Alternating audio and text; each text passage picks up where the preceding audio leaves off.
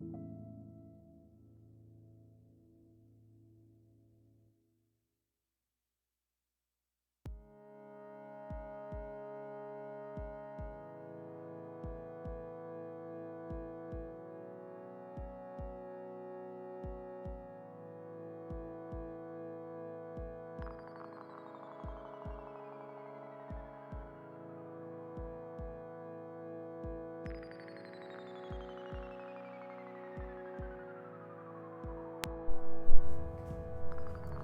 hello, hello. Hello, hello. Hello, hello. Hello.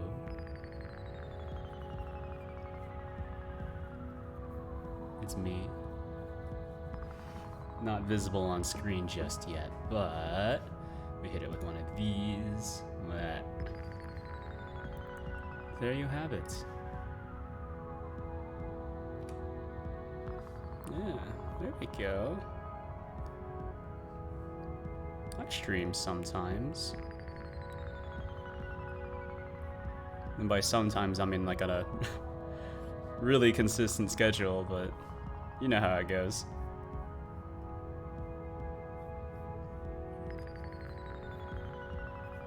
Let's see. Send me. Alright. There we go. So, welcome back, everyone. What we're going to be doing is working on the springbone stuff again. And I'm also, like, I think I just have a new way of working. Which is like, I don't know, just slightly quieter. Because I'm consuming media myself.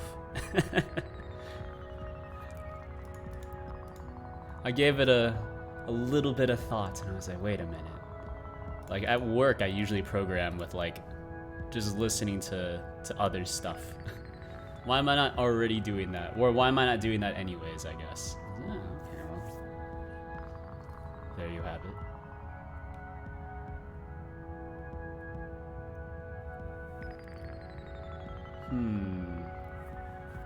So what you can see on the side here, what you might be able to see on the side here, is I was talking to somebody on the Godot Discord about using Rust, like using Rust plus like CXX, which is a Rust C++ interop library. You know, what if I use that and then use that to write a Godot module? And they're like, yeah, that'll work. We're already doing that. You will need a shim. And I was like, that's cool. No problem. So here we are. So let's give that a try. Let's give that a try.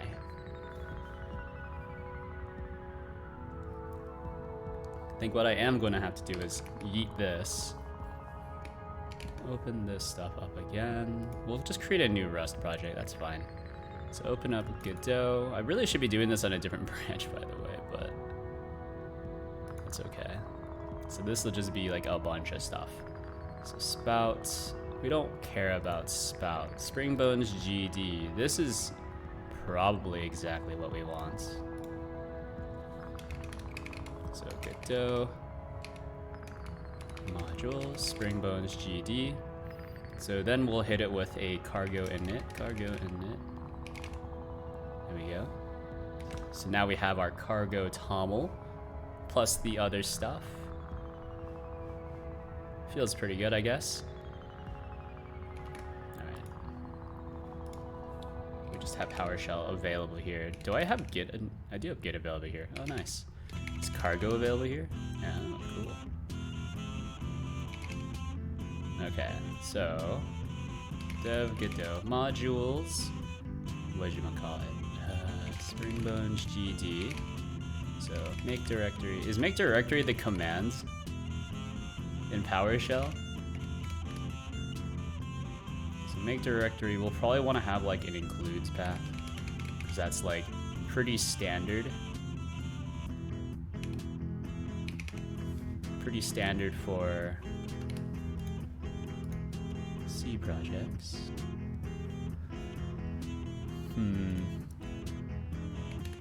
Considering that the majority of the code is actually going to be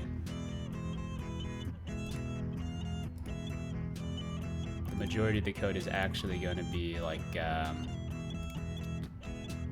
Godot stuff.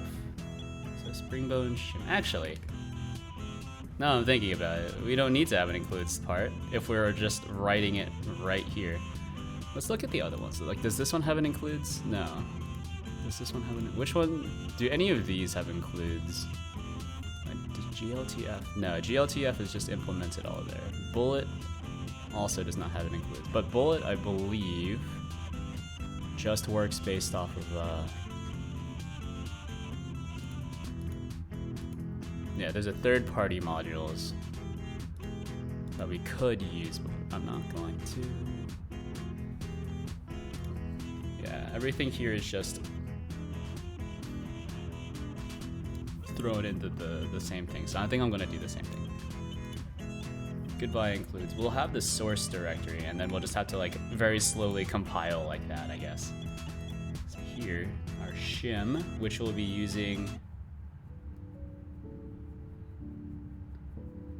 Well, the shim should be like interrupt between our generated files and Godot, but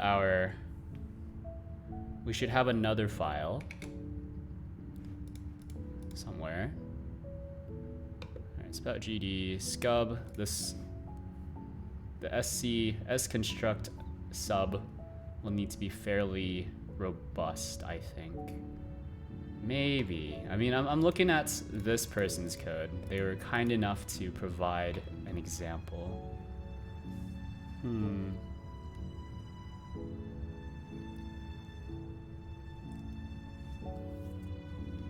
What did they use here? I'm pretty sure. I feel like when building with CXX, you have to build with release anyways, otherwise it doesn't really work. Yeah, so let's get rid of the scub. Object, that's fine. We don't really need to look at too much of this stuff. There's transform. I will need to look at that a lot. Let's open up the TOML.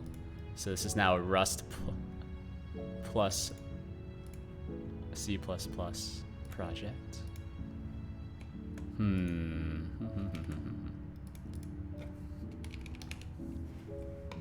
Alright. I had this in my other project, but I'm just gonna look at theirs. Oh, they're using a static lib. Do you want to have a static lib for this?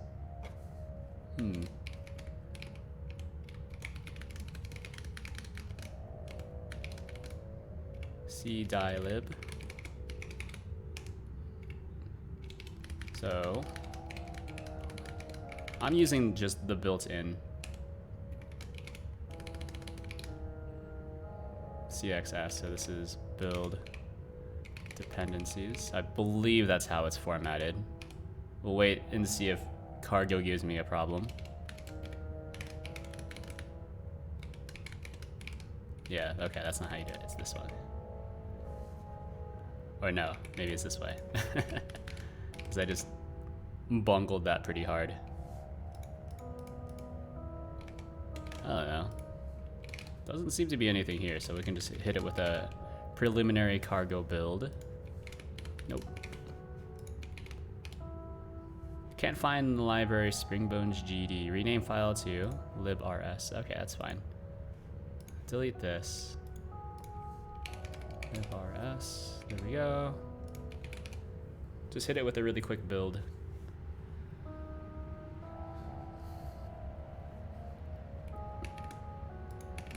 Okay. So with how they've set up their project, yeah. So they have like a. I'm not familiar with namespaces in C++. Godot doesn't use namespaces. But this is the shim between stuff. Let's see, spring bones. I don't know. Let's do something similar to how they're doing it, I guess.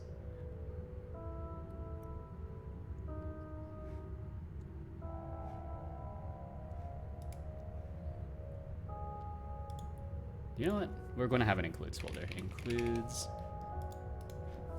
So let's see. It'll just be like variant h, and then we'll put the C++ stuff in the same file. Variant C++. All right. I hate how verbose this is. So this is spring bones. Or we'll call it Rust variant H. Define.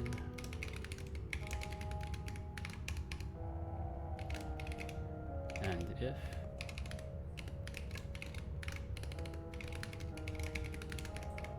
I feel like this is something that's usually inserted by your editor, but I don't really know. I've never really thought about it too hard. It's just something that I've seen. Like, I didn't do it here. Because I'm just typing all of this by hand.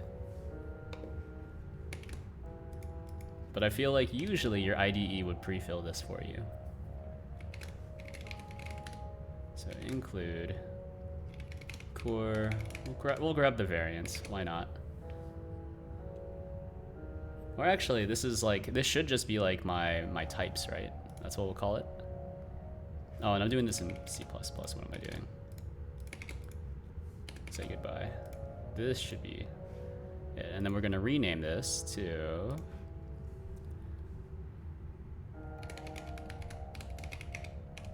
we'll just have this be like a mega file. That's okay. Who doesn't like a mega file? Godot types. Godot types. Rust, Godot, types.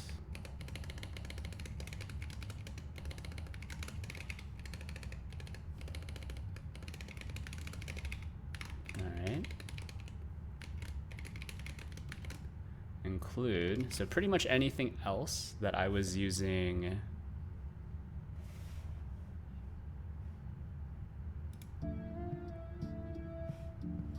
How long the music wasn't running for.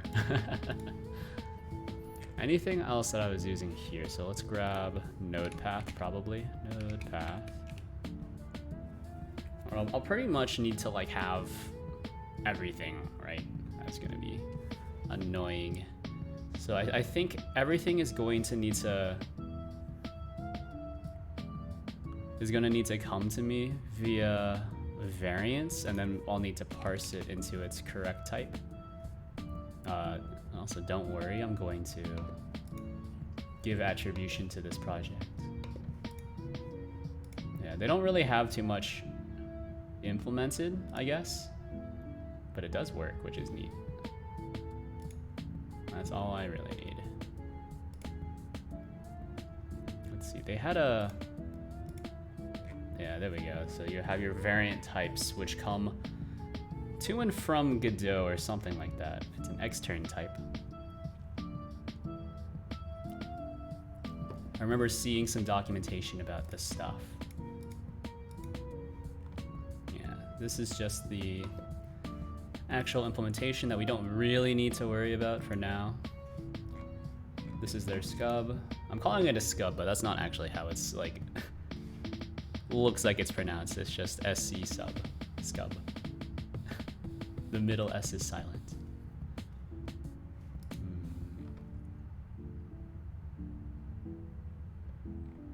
Yeah, we'll look at this later.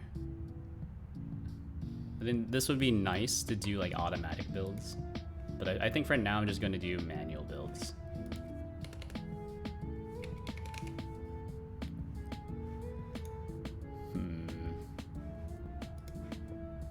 My scub. I think that's okay. It's my toml. Yeah, Yeah, let's just grab glam. I remember I was using this as well. So glam, I think it's O2. I think. I don't quite remember.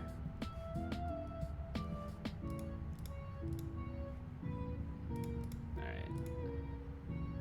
Please update your include path. How do I update my include path? Set a configuration. Include path.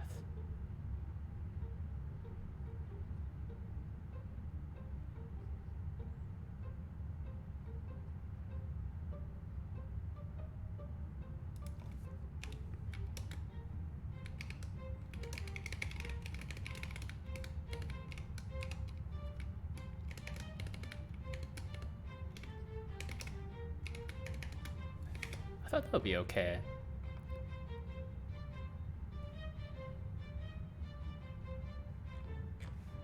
I thought that's good enough.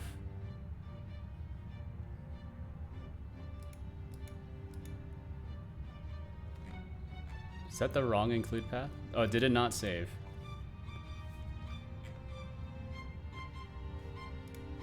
How do I change this? That's my IntelliSense configuration.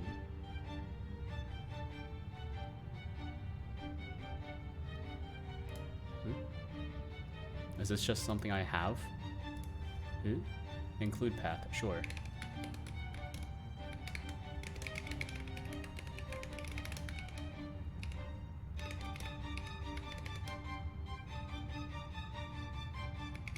Sure, give me a shot. Include errors. Oh, it's because it can't open source file. Allocate H. I remember I was running into this before, but I don't remember what the fix was. Yeah.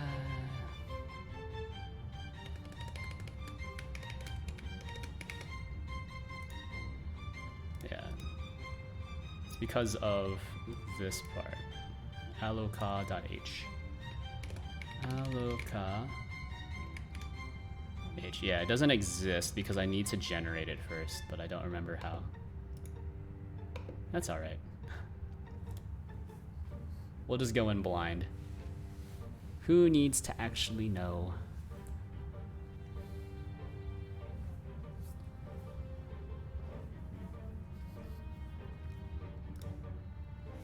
Let's see, I need to have node path. I think this takes care of everything. Yeah, everything comes to me as a variance, and then I'll just have to figure it out afterwards. So there's actually, this is in core math, vector 2, vector 3. I guess this is fine. Just a vector 3. Include. Where is Skellyman in? Is it? It might be in scene now that I'm thinking about it. Color is also usually pretty good. I remember I needed color.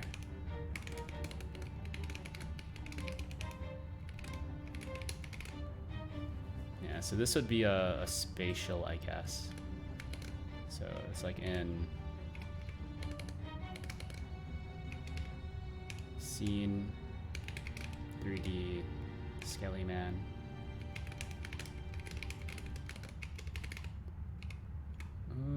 Yeah, it's 3D. Spatial. I don't really have enough room on my stream to look at to capture my third monitor, which has other code I'm looking at as well. There's too many things.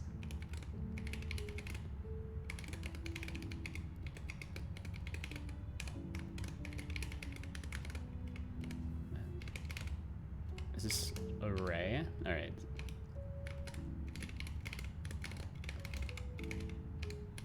Dictionary. Okay, that seems okay. Oh, and then also object, of course. Object.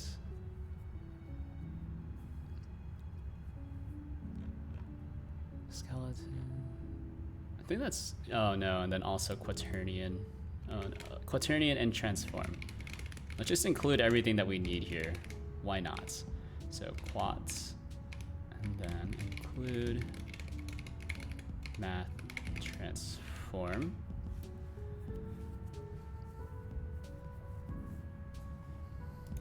So this is just our big includes.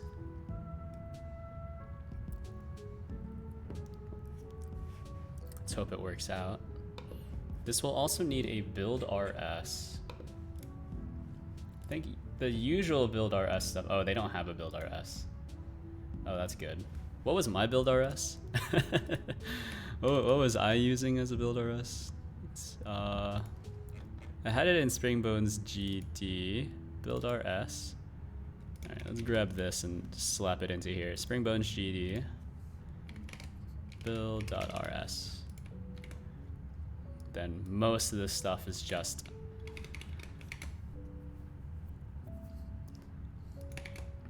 like that. Alright, and then I'll need to include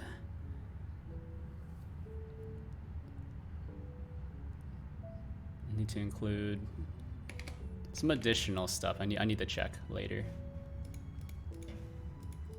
But this person's not using, I guess, the built-in cargo stuff, while I am trying to use the built-in cargo stuff. I prefer doing it that way.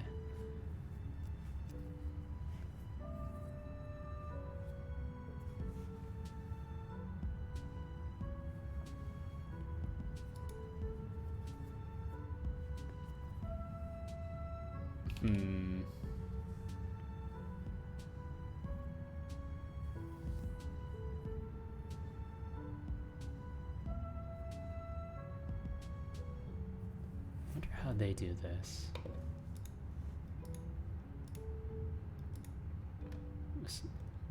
Variant C++.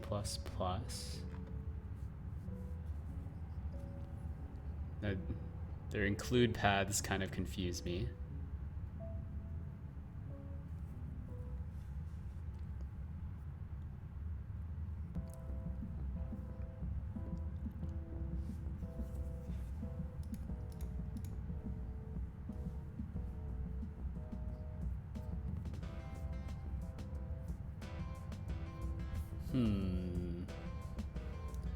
So how do you create a new variant? That's what I'm curious about. So we look at Godot objects. Object H. This should extend a variant, doesn't it? Does it not? It's property info. I mean, this is just object. Sure. No. What is variant? Extend. Is variant just an object? Is that how that works? No, variant is just a variant. Variant is not actually an object at all. Friend variant call. Type is type. Object reference count. Oh, okay. Interesting. Oh no, object is something else entirely. Oh, hello, Novin. Hello, hello. How are you doing today? Welcome to another fun stream of not really knowing what we're doing, but we're in too deep. And now I'm going to, we're gonna see it through the end.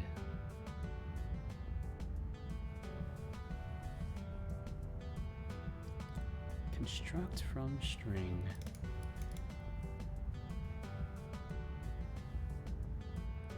Doing pretty decent, just rearranging my office. Very nice. I never know what I'm doing. Nice. Isn't that... My office is just my living room, so there's not too much for me to rearrange, I guess. Since everything is too big to rearrange.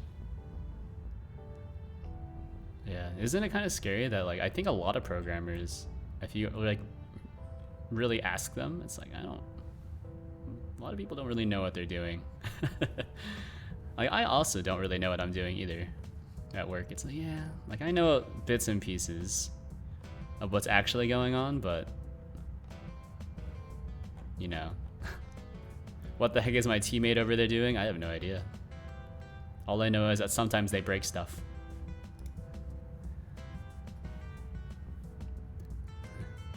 Yeah, you know that I know exactly how it feels not knowing stuff. Hey, you know stuff pretty well, yeah. I'd say. Let me bring my actual chat up on my other monitor. Yeah, Google's your friend. Yeah, Google knows everything about you if that's what you're saying. I think variants is really all I need. So implement variant first. Let's just do this line by line. So this is what they're doing. Google knows everything about me, unfortunately. For better or worse. I care about my privacy, but also acknowledge that Google also makes my life a lot easier. So if they have to know a bit more than they really should, yeah.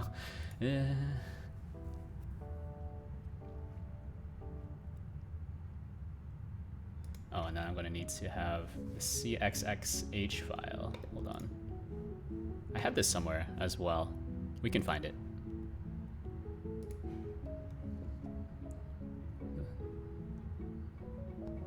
Most important part is knowing how to find stuff. Oh, this is true. This is true. I think that's the most important thing about any... for just programming in general. Or actually just for like anything in general, really. Maybe except for like STEM. But even then, STEM is... You can't just know everything at the drop of a hat. Some people can, but I can't. So maybe that's why I'm not in like research. Who knows?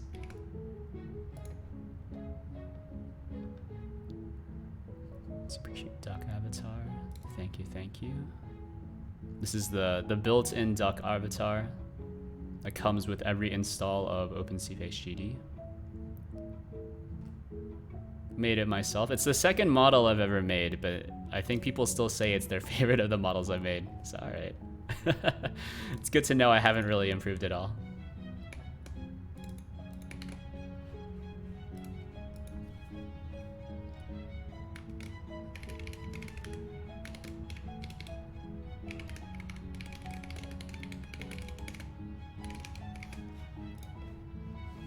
That's how I program get confused, then Google it. Yeah, I think the problem with a lot of programmers, like even like professional programmers that I've worked with, is that some people just don't like the idea of being wrong for whatever reason. So like at work, I helped write, well actually, yeah, I more or less completely wrote the, there was like a scoring pipeline for automation code. So it would link your code for like known fallacies or logic fallacies, known security vulnerabilities, etc. And so there's like a ton of like pitfalls, of course, right? So like, you know, does your code use sudo? You know, that's a -1. You know, does your code connect to a random server? That's like a -5. And so people would always, you know, file tickets and be like, hey, I only got 98 out of 100. And I was like, yeah, that sounds pretty good. And like, how do I get rid of it? It's like, no, you can't. That's the point. It doesn't mean you pass or fail. You know, you actually only need to get above a 60 to pass.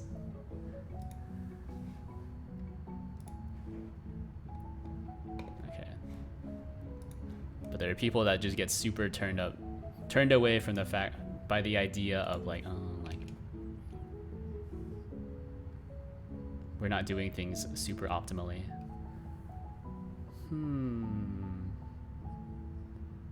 So I'm not familiar with using. What is using in a header file? C++ using. Yeah, what's using versus typedef? I've used typedef. Using directives. For name, that's a namespace. For namespace.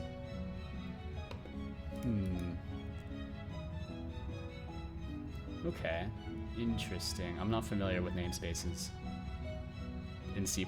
Do they work the same way as namespaces in C#?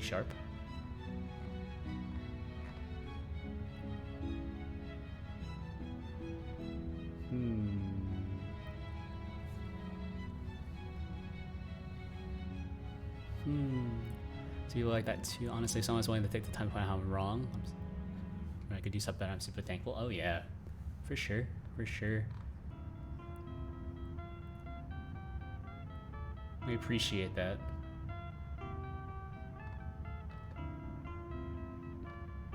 Although I think there's also like the flip side of where like some people are like super anal about, you know, like the most optimal code ever. Like I remember at one of my projects, we were doing a lot of Python, and so like I wrote up something like really quick, like a really quick script to like automate just running jobs, something like that. So it would just connect to our like Kubernetes cluster and then run a few jobs and then disconnect. Like, cause it was just like a script for testing. Submitted it to our test repo. It took a month to get pushed in. Actually, not even get pushed in, because then I left the project after that. But they were like kept suggesting changes, and I was like, yeah, it would be more optimal, but like this is just for testing. Right now, if anyone ever wants to test, they need to sign into K8 or use the command line K8, do some like 10 different steps, and then to actually deploy their test code. Whereas mine, it's just, you know, here's your config file, and then you can send it. Is it kind of gross? Yeah, but like, I think there's a fine line. Like I'm okay with a little bit of a, you know, like this looks like objectively bad, whereas like this could be better. It's like, you know, since you namespace standard to avoid prefixing standard library calls. Okay, yeah, I've seen that before, where like in a lot of old C code, like I know for like SDL, you do like SDL whatever to, I guess, manually namespace your code. I think I'm just gonna do it like I did my other one. Or how Godot does it, which is not really namespacing at all. Although I'm interested with how this person's doing it. Because I'm not using any namespaces. Godot doesn't actually use namespaces. Yeah. Namespace standard to avoid prefixing. Code optimization versus work hours. Yeah.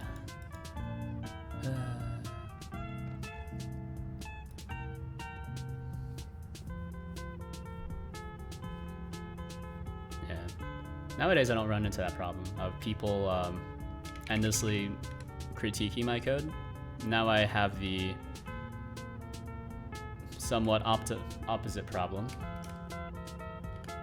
The somewhat opposite problem of can't I just do this? I don't think this will work, but maybe it will. I run into the opposite problem of people don't really like critique my code anymore, but they will just isn't this called a type def, actually? Hold on, I've seen this before. I still need to have this in-between part. Yeah, no one critiques my code anymore, they just steal bits and pieces of my code before I even push it. Thanks for coming to my TED Talk. Godot can't do namespaces. Godot can do namespaces, but I'm trying to keep in line with how their library works. Which might be a bad idea considering I don't really know how... I'm not very good at C++. I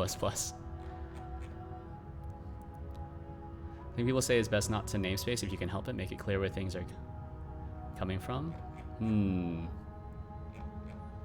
I thought namespaces, you were supposed to, I don't know. I have no idea.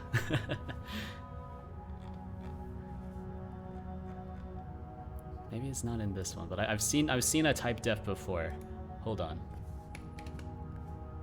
I've seen it before. Was it in transform? Oh, no, this doesn't use any typedefs, because this is a... No. Where did I see it? There's my build RS. GLTF, I think, uses typedefs a few times. Maybe. Oh, okay. We'll just do it like this.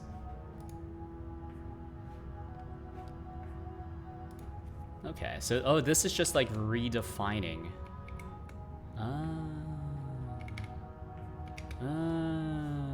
Okay. You do use using namespace, you are removing the prefix, removing this separate namespace. Oh, okay. Okay. Well, isn't that's okay then, right? So I really only need to have like variant type if I want to do that, right? It's variant type, right? Something like that.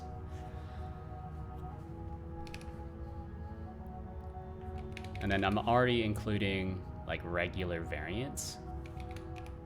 Isn't that correct? Yeah.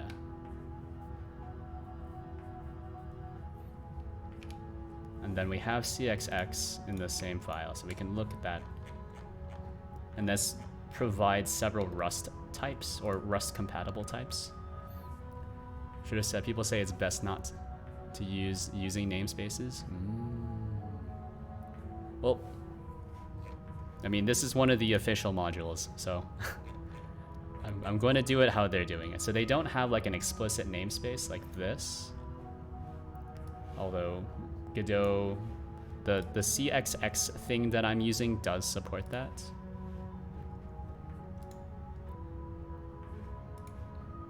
But we'll get around to it, I suppose.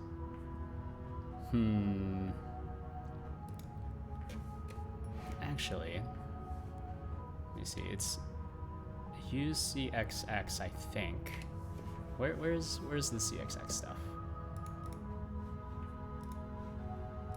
Let's pull this over here.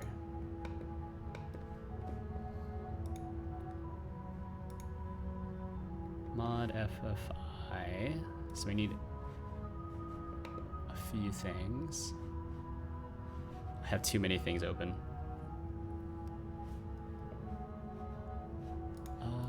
Keep this open.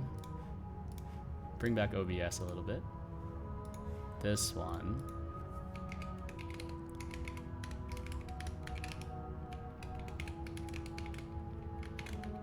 Alright, so the entire point of what I'm doing right now is I don't want to write C++.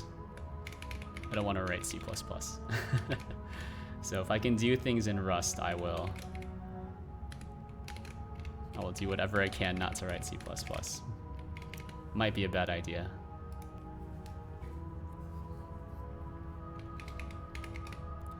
Alright. So this is someone else's project, completely separate from the Godot stuff. How are they doing this? Okay, using unsafe extern.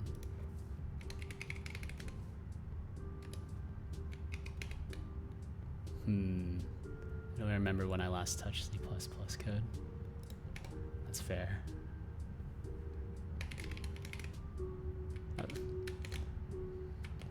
I've never formally learned C++. So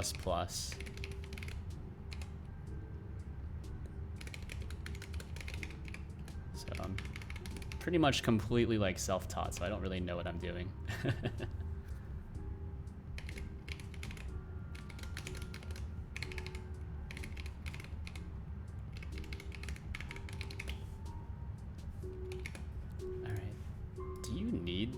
To include CXX for any Rust code? I didn't think that you had to.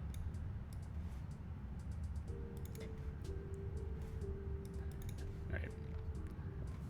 We'll do like a weird stacked thing here so I can look at more things at the same time.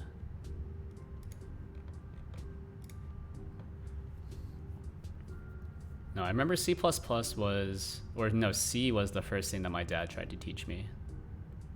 My dad is a programmer by trade.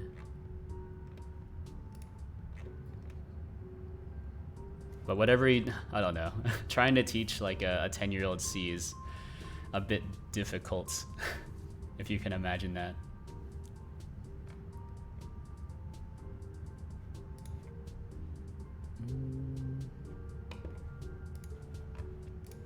Let's see. I think this one is pretty good, if I remember correctly. Yeah, you don't need to have this part. I know what I'm doing, but I clearly try to pretend I do when I talk about using namespace. Yeah. Well, I think that's part of my personality. I'm pretty docile. So you can tell me pretty much anything, and as long as it's logically sound, I'll be like, yeah, sounds good to me. It's probably one of the negative points about me. All right. I guess I just need to expose it like variance is equal to variant. So we'll pull it from variant, maybe. Maybe like that? Is that how that works? I'm not familiar with the syntax. Does this... Oh, yeah, okay. This just pulls it from the include. Oh, 10 years is a bit too young, I think. Yeah. However, a quick Google makes me think you're using it wrong. Well, this is what they're using here. So this is the official Godot code. So, I mean, this is how they're using it. I guess this is like a... more or less like a define, but not really a preprocessor define. That's my favorite part about C++ is the preprocessor. Everything else is eh.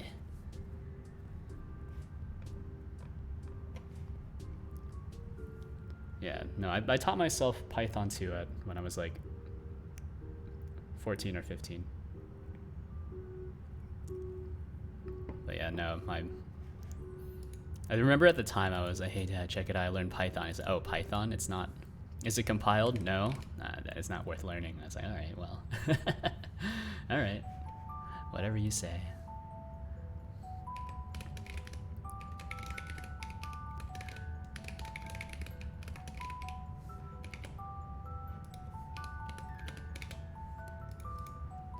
Using variant type should expose type.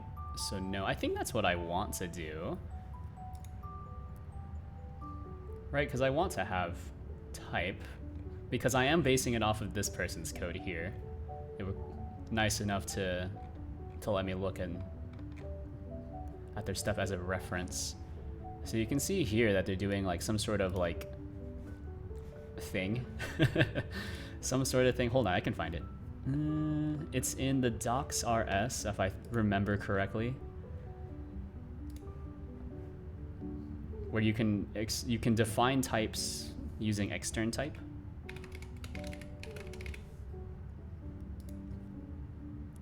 Python is a great one to start with. Just need to learn the building blocks of programming first, anyways. Yeah. There are actually things I still don't really understand in Python though, which is like variable scoping.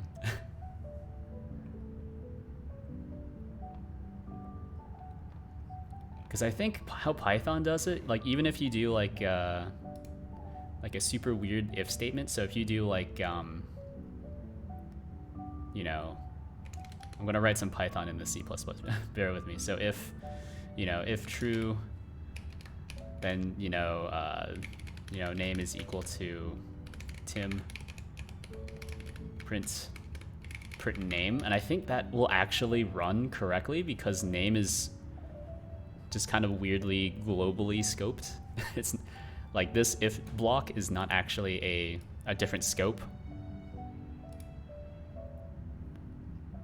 which is something that's confused me for a little bit. I always prefer to do like at least name is equal to nothing and then set it somewhere, but I don't know. I remember that's one piece of feedback I was like, yeah, I get what you're saying, I guess, but that just feels very wrong.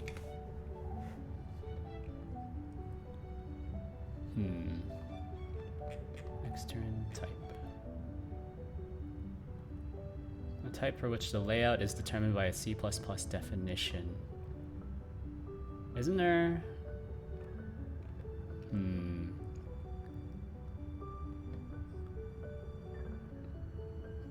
Associated types.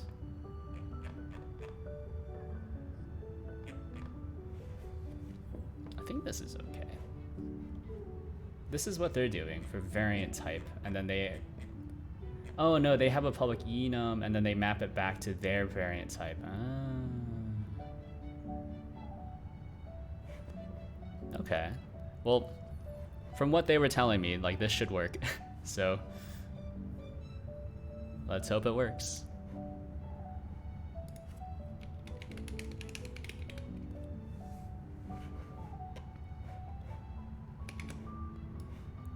Apparently they already have this compiling, so I'm gonna trust that a random internet stranger was telling the truth.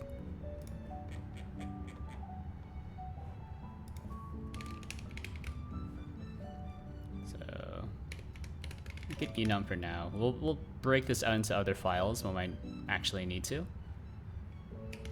But this is variant type, which they have here as variant end type, which makes sense to me, right? Enum variant type. I might need to break this out into a different thing as well. I don't know.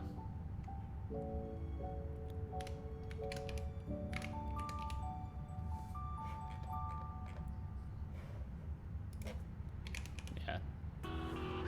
Yeah, I guess, yeah, that is entirely fair. They're just grabbing it like that as well. Okay. Format me. Alright, sick. Oh, and then they do like a clippy thing. That's alright. I'll grab their clippy stuff at the very least. Looks good. It's never used. And then here, that's what I'm a little confused about. It's public type. Variant type. Equals my variant type. Can you do that or no? Cycle detected when expanding type alias. Can using struct enum to break the cycle. Okay. Oh, that's why they had to do it like that. Ah, so if you do create variant type, no?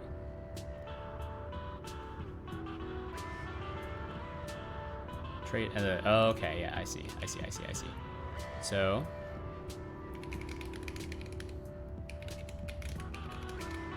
string type, I probably need to pull that in.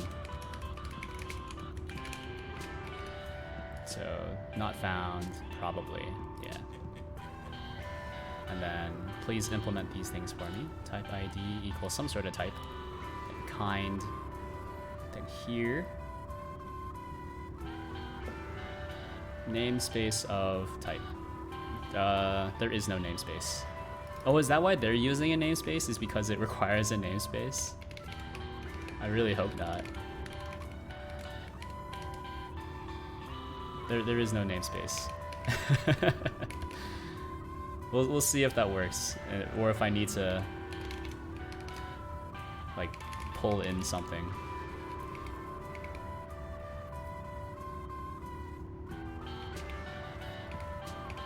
Okay, this is probably trivial, yeah. But I don't really have a namespace. I didn't namespace any of this. I just kind of have this here.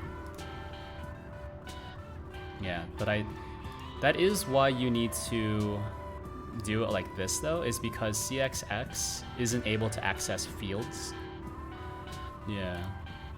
It's only able to access like types.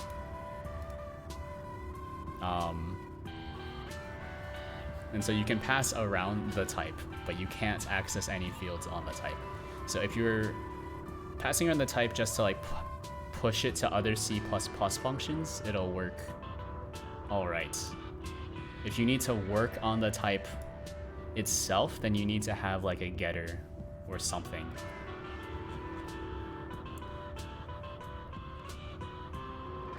Let's see, there's get type. Probably want that one. That seems pretty good.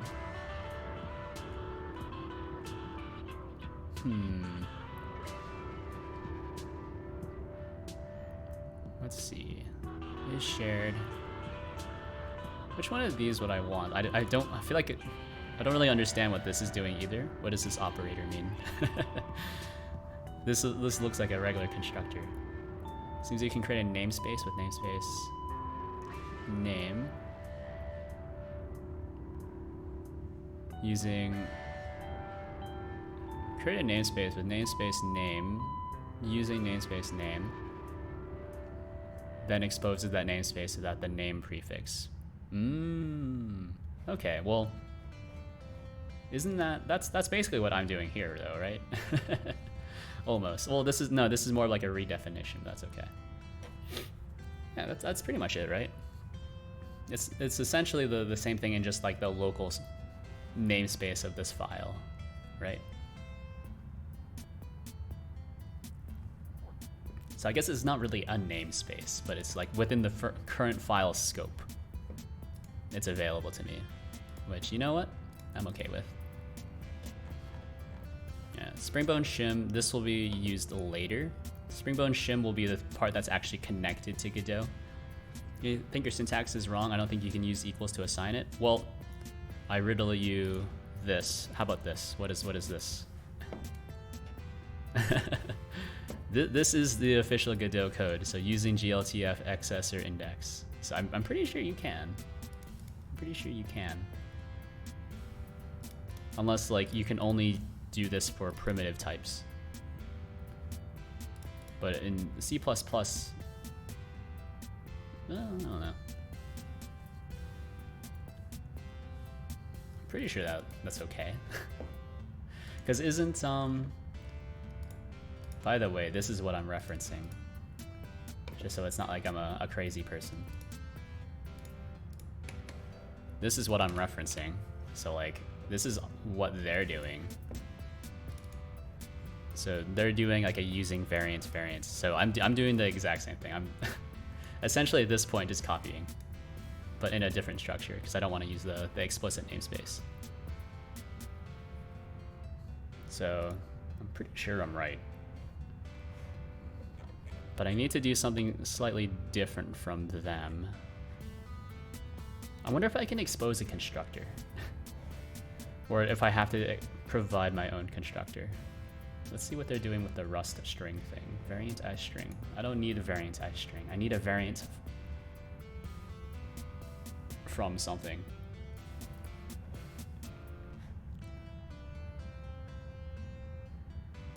So I wonder, is this actually implemented? Just variant C++? Oh, this is huge. This is wild. Oh, and this gives, okay, get type name. You know what, let's do the very basics first before we get too fancy. Let's do variant get type name. So this will return a Rust. So Rust should be exposed in CXX header, or the CXX header, I should say.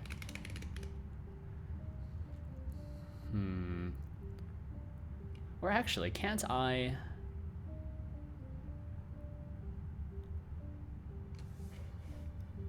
just do one of these? CXX string. Yeah. So I this is all I need really. And then I just need to, oh no. Expected tuple found hit. 56.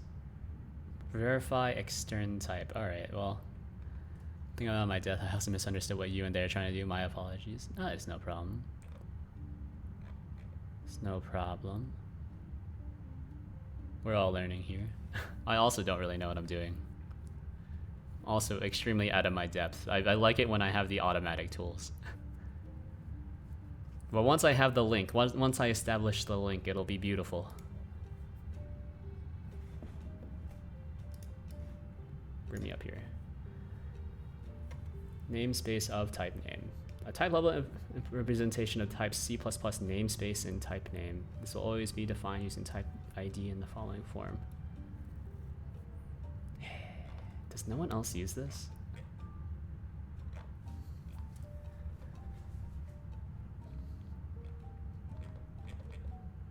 Hmm.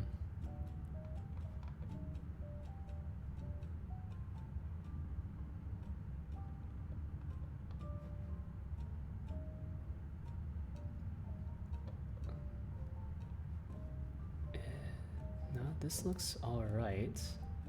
Does anyone else have... This is the same one.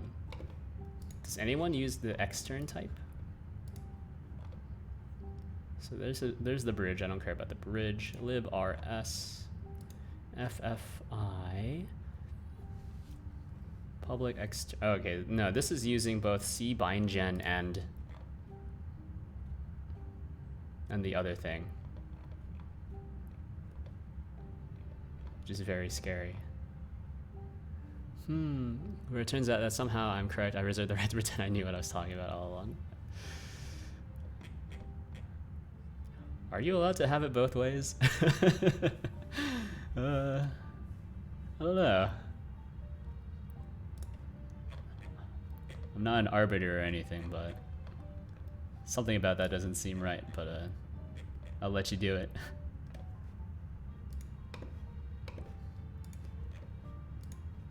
I require more examples, by the way.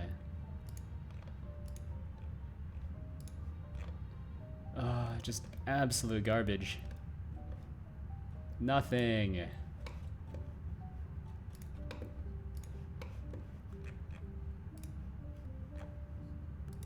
I'm an internet stranger. I'm right by default. Yeah, fair enough. Can't argue with that logic.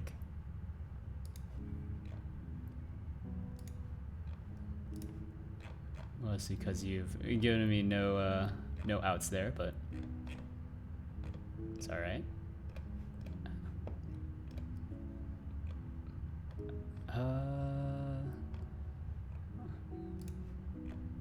Let me see. I'm a little mind flooded right now. So I'm right now looking at their test code. I'm looking for extern type.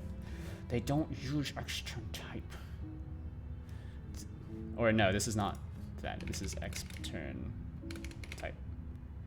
Okay, oh, you can just derive an extern type. Ah, interesting. Extern type. So what is reference derived from? So does it just figure it out? Looking for someone doing something similar?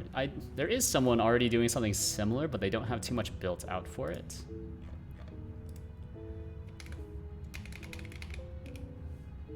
And so I'm trying to look for someone that's doing, yeah. This is someone who's already doing something similar, but they're not following like the Godot way of doing things. I think they have a slightly different pattern, which is why I'm not a huge fan of, I guess, C++ projects. Is that everyone's C++ project seems to follow a different method, different methodology.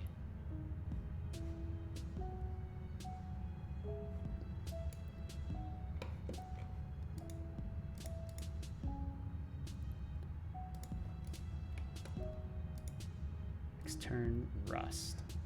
Oh no, this is the Rust stuff. Okay, yeah, that doesn't make any sense. These are all namespaced, I guess. Because then, yeah, tests E. So let's look for E in this one. So it's EF. Is there an E?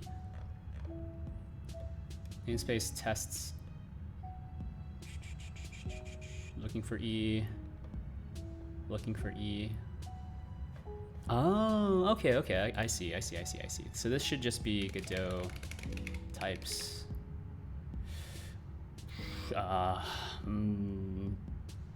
What is it called? Variant type. Probably. Please recompile.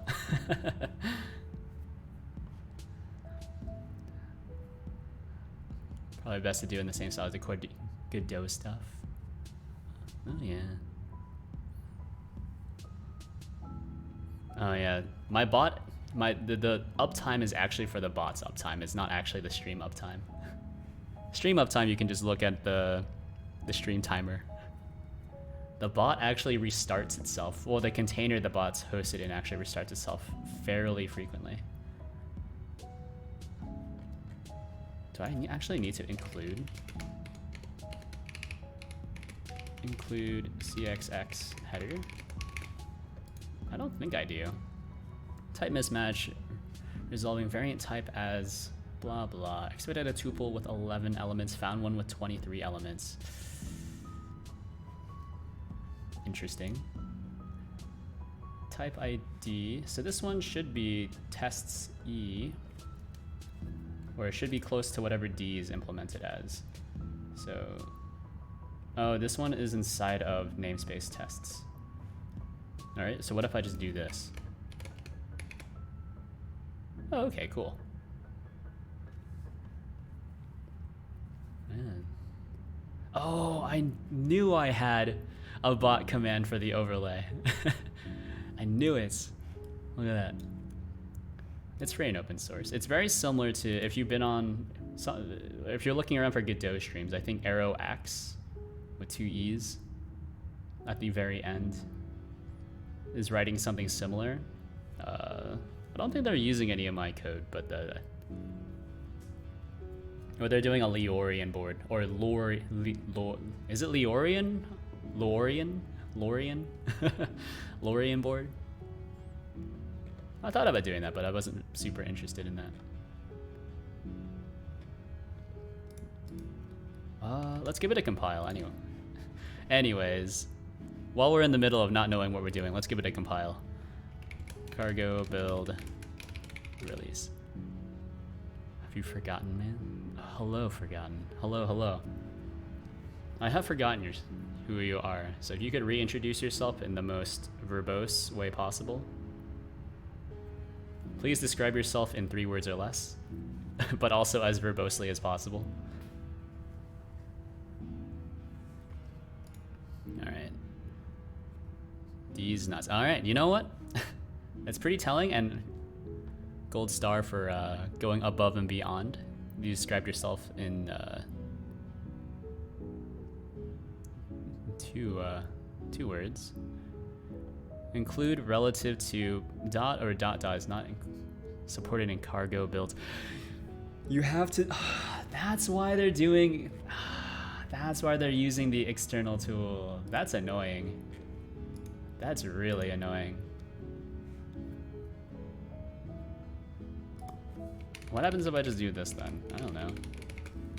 Do you think it's gonna find it? Do I need to? Oh, I need to. If I do it like that, then I actually need to inject in the include path, I think. It's 3 words or less? Yes. This is what I was congratulating you on, but if you want to fight me on it, that's okay. It was a compliment, but if you want to take offense to the compliment, that's all right. Always ready to throw down. For no reason. That's pretty much my job in a nutshell anyways. Let's see. Oh, yeah, this person doesn't have a build RS. Just getting more and more twisted. Alright, anyways. Thanks for hanging out, Nova. I guess if you're lurking. The lurk command is actually like super borked for whatever reason. I think the Twitch API changed. Some of my bot's now broken and I just haven't gotten around to updating it yet. Rust part. Build RS. No, that's right. I'm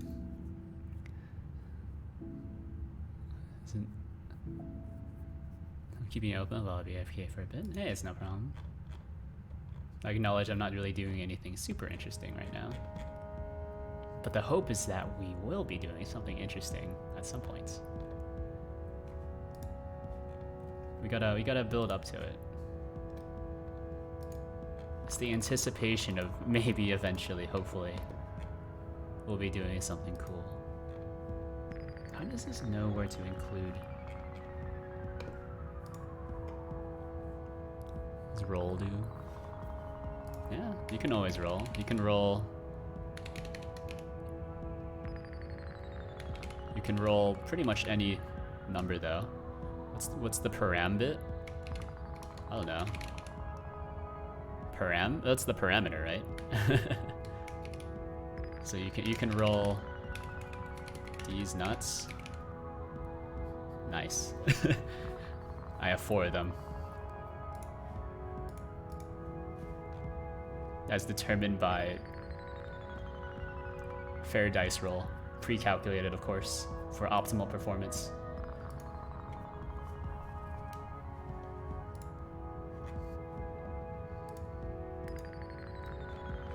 How does this, or does it just search? So the C++, hey, does it just take it from the, oh, it does just take it from the repo root. Okay, cool. Hit me with it one more time. All right, neat. So if we look at target CXX bridge, then we have a header. Oh, and that's it. And that's it. Yeah. Looks pretty good.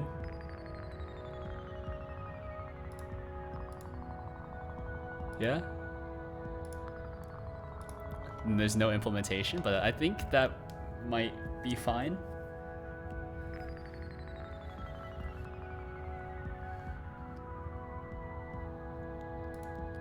Okay. So let's change this. I think this is okay. It does generate like a valid header, and then I'll going to be using that valid header and implementation, of course, to bind back to Godot. So all the logic will be done in Rust, and then Rust will do a thing, or CXX, which is a Rust library, will do a thing and generate the appropriate header for me.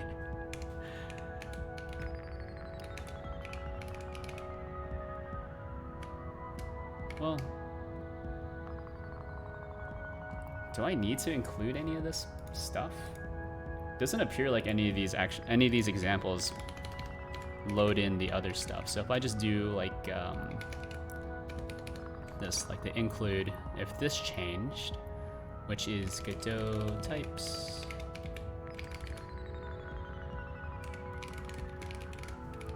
include Godot type C++. So technically these have not changed, but it will always rerun the build commands.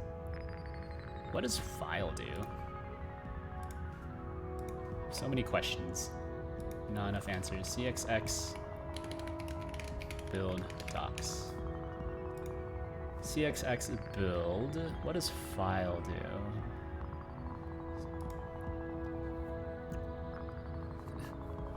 T-count. Sorry, T-count is like a, I stole that from a, pretty much like the only streamer I watch.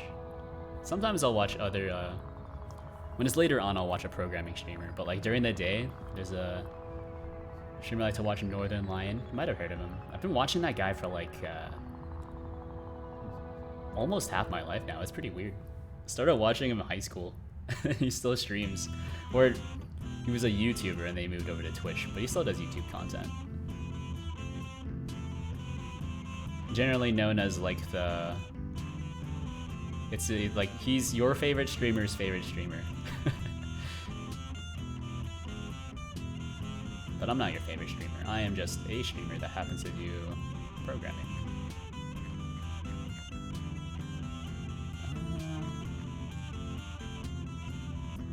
So file, why do I need to do file? Why were they using file, I should say? File, add a file which will be compiled. Oh, yeah, no, this doesn't need to be compiled. Okay, I mean, that seems pretty good. That seems pretty good.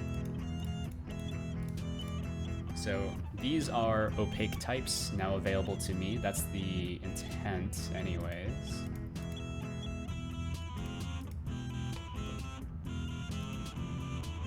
Yeah, this is all they have.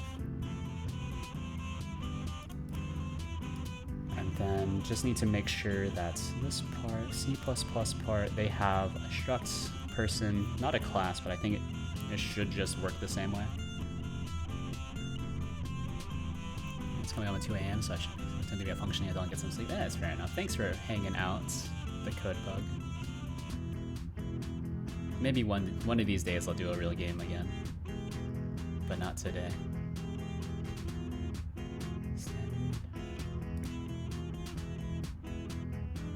I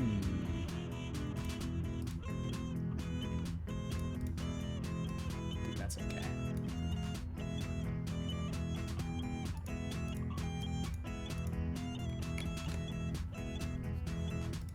Okay, so Godot types, these are all available, which means I now need to expose. Well, this is a thing that's available on variant, so if I just expose it like this, variant type. Thank you, Godot. I'll be back with more unhelpful suggestions. All right, looking forward to it. Always appreciated.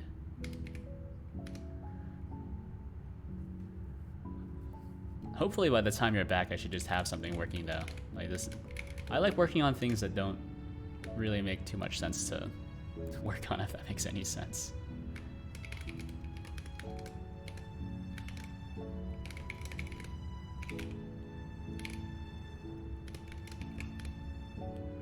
So this is a CXX string, I think. So a CXX string, yeah, that's just a C++ string. And what do they use here?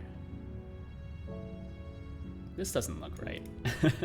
This looks like it's a, that looks invalid. Godot string to Rust string. What is Godot string to Rust string? Oh, is that something that they've just implemented? Okay, so now they're just using the standard library to convert things. Interesting. Interesting. So I think this should just be fine then. Yeah. This will be wrong. But then how do they receive it on their end?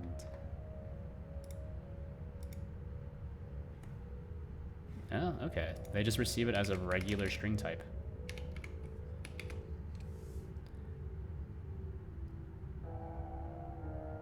Let's see. Extern block uses variant type, which is not FFI safe. Extern block uses... okay, hold on.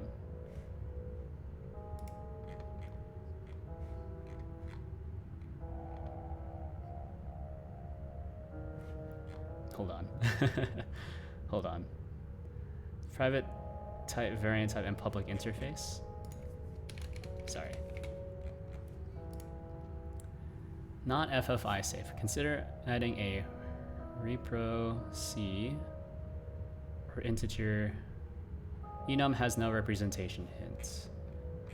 But theirs doesn't have a representation hint. Right? Yeah.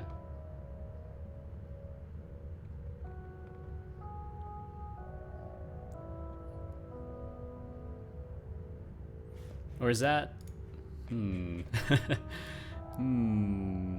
Thinking.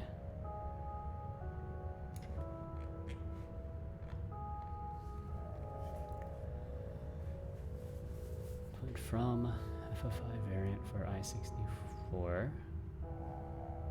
Okay, well, that's not really what I need. I guess that fixes it. I don't really know what this is supposed to be. Should be okay though. I think I'll need to grab some other things that they were doing though. So this is like include. Oh geez, this is core string. Where is Godot's core string object located? So Godot just has like a random string implementation that they use for all their things.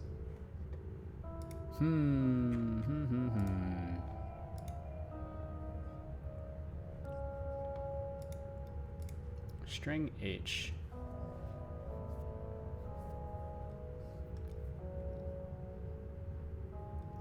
Where's the base Godot string? String.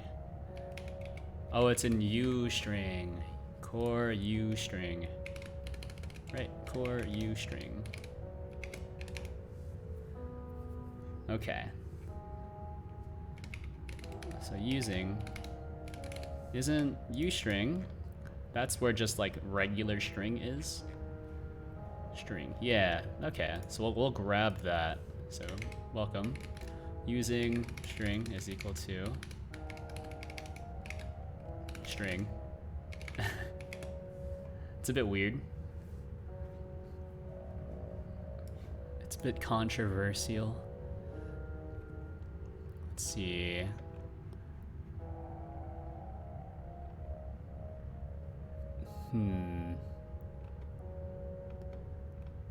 Let's see.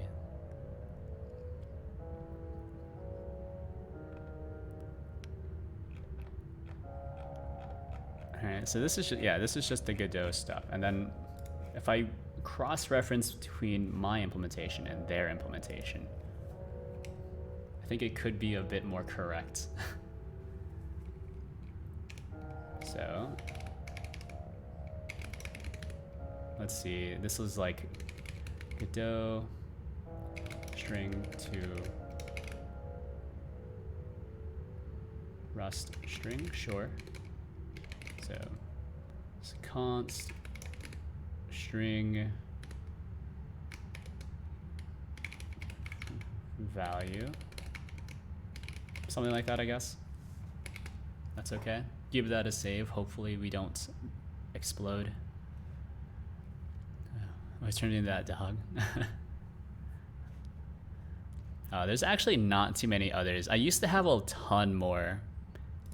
So like to get distracted, I can show off. There is just like the file that contains all of the things. Let me see, where is it? It's in, is it plugins, this thing, assets. Yeah, so there used to be all of these. I made them one time and then I accidentally deleted them all when I updated the overlay. But the unfortunate part is that they do need to be in this format. So because they're actually like hot loaded into the program as well. So if I were to go into it, I can demonstrate like a really easy, hold on. We'll grab the chinchilla, my favorite one. These are 64 by 64. Yeah, these are 64 by 64. So this is 3 by 3, 64 by 64. Cool. Here's the chinchilla. All right, and so prepare yourself. It's gonna be really bad.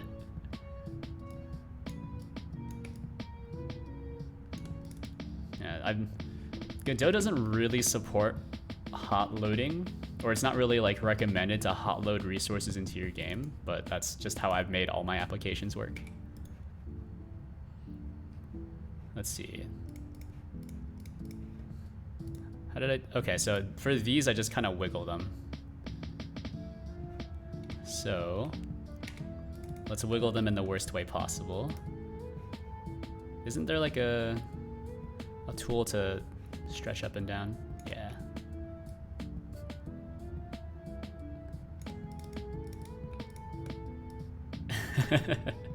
Oh god, sprite scaling.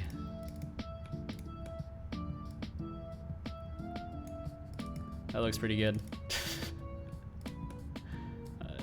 Yeah.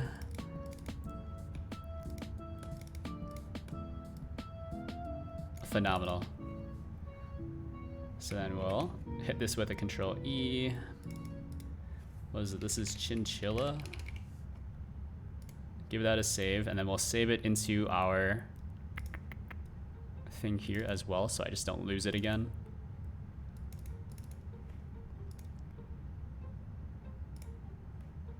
Give that a save, and then boom, boom. Hold on. Who is it? No, this is not you. You're the dog. I have no way of knowing. All right, there we go. It's beautiful. It's just that easy. I need a tool to like automatically generate these for me. Oh, I've also realized like this is wrong. Give that a regenerate.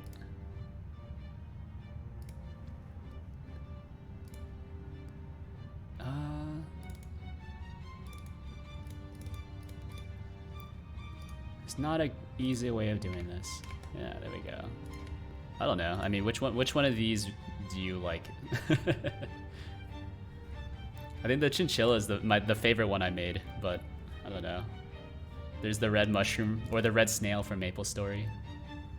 There's the poop, which I also have as just one of my emotes. No, that's not gonna work. Let's do the poop. That is technically an emote.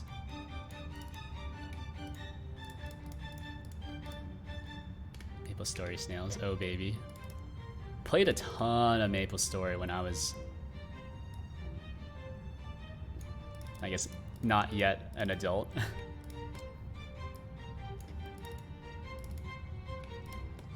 Oh no, I go back to it occasionally. It's like, oh, that's nice. It's very nostalgic. Also like a huge time sink, but that's like most games.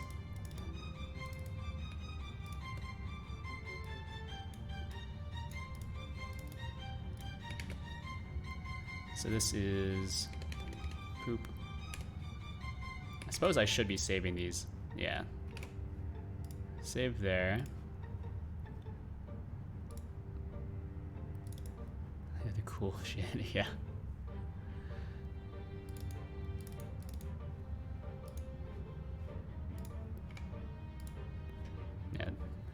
Yeah, it's the poop. Yeah, actually, isn't it like the, yeah, it's the poop and the chinchilla, yeah. the two things that I actually made my emotes. Oh geez. So this is chinchilla.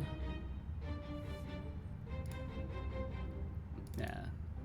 I need a script, but I don't feel like making scripts right now.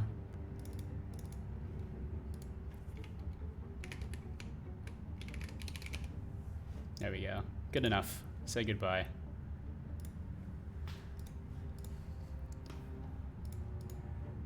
Alright. Rust string, Godot string to rust string.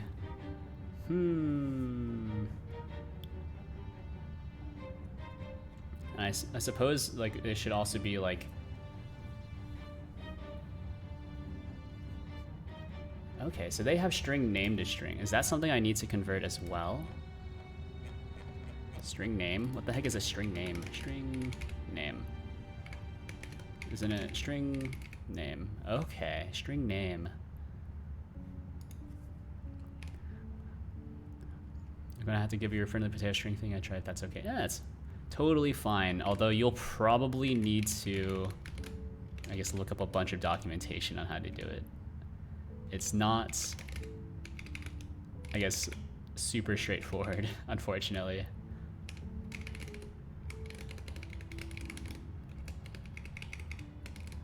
I think whatever Arrow Axe is working on should be a bit more easy to use. Like to get set up with my tool, you have to do, if you have Postman installed, it should be pretty easy.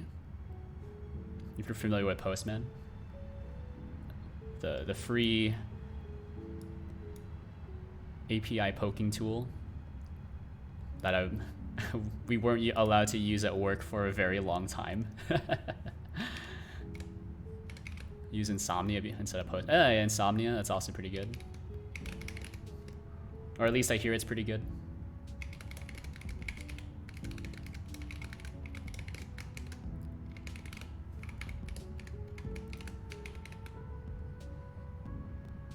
But I don't know, at work we had to use SOAP UI for a long time. Postman Pat? Who's Postman Pat? Yeah, we had to use SOAP UI for like a huge, like a long time, which is very annoying. Even though we weren't using SOAP UI at all. It was a very strange like set of circumstances.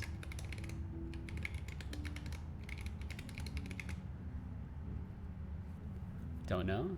It's better if you don't know. SOAP UI or SOAP. So there's, if you want to go down the rabbit hole, so there's like generally 3 forms of like sending information from program to program, or like from website to whatever device you're using. Yeah, it's actually SOAP.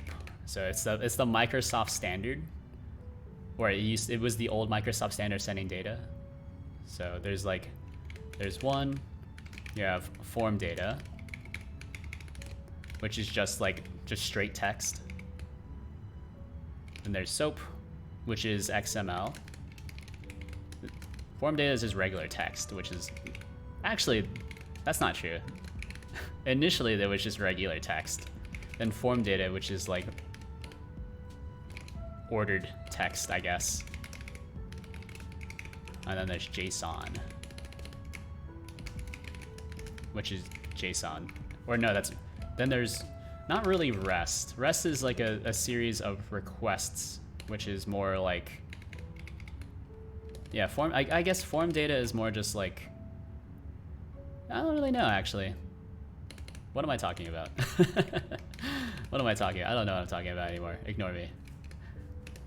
I'm getting a bunch of things mixed up. But anyways, there's SOAP and then there's REST. I don't really know how SOAP works. REST is more of a way of doing it. Yeah. I'm getting things mixed up for some reason. Yeah, there's get. Or what is it? Put, post, get, put, post. No, get, put. Yeah, get, post. Get, post. Put, delete. And then there's the other ones that no one ever uses. XML has something. Or no, SOAP has something, I forget. Yeah, I've ordered these extremely incorrectly. And then there's GraphQL, where GraphQL is always just post, along with GraphQL stuff. GraphQL mutations and stuff.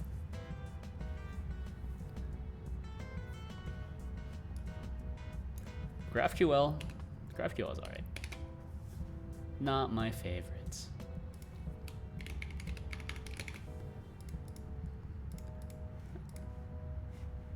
Godot types. Let's move you over here just so I have like an implementation thing. So I'm gonna cheat and look at how they implemented it.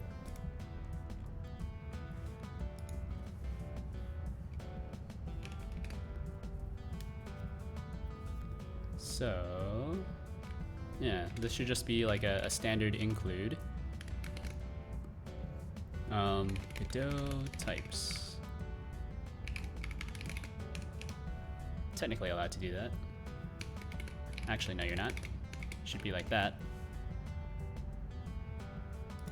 Is that not correct? This is in the same path. Yeah? No? Yeah, okay. Godot types. I really hope Godot types is not in multiple locations. Okay. It's only in the one location.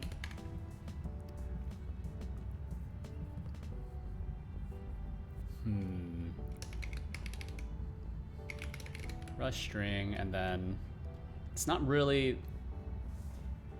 on any one thing, so that's okay.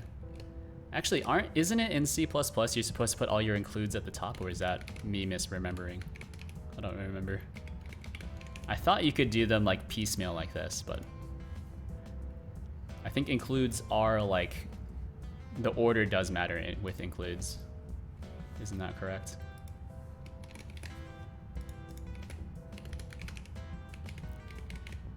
God, I hate headers though.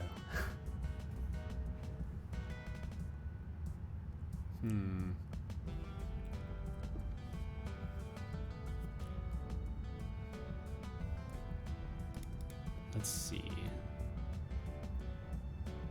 So since I'm including Godot types, I will just have access to all of this as well, which means I don't need to re-import them.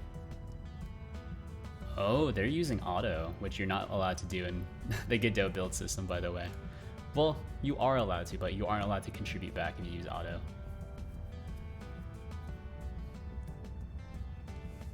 So...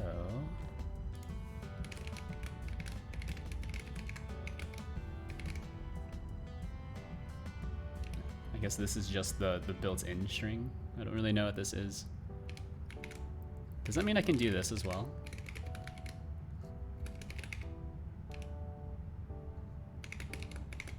Yeah, I didn't think you could do that. Yeah, this is just your include path, okay. That's fine. This should be able to compile, I think. Or at least Godot will give me something that's slightly more correct. So standard W string, value C string. Interesting.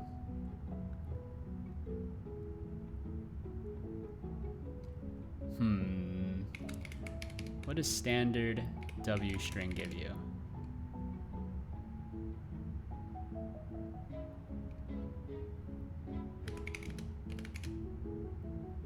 Yeah, I mean, you can just pull it in like that, right?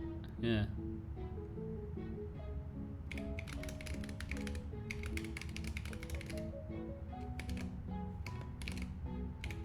I don't really know what a W string is, though.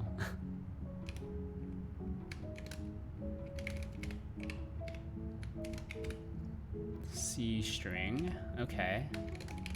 Interesting. I think that's a valid, maybe. Then standard string is just a thing that exists.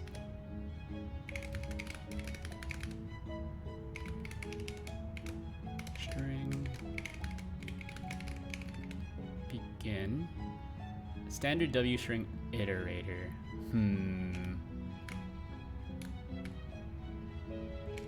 I don't know what these are.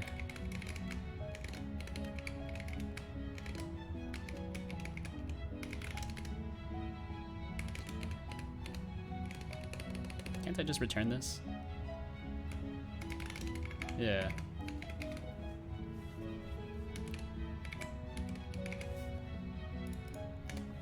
And this one is... Guess you need to do the built-in conversion. String is equal to string just equal to value, I suppose. And then we'll just run it through Godot string to Rust string.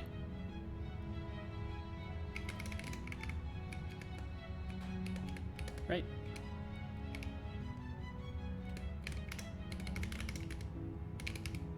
Can't you do that?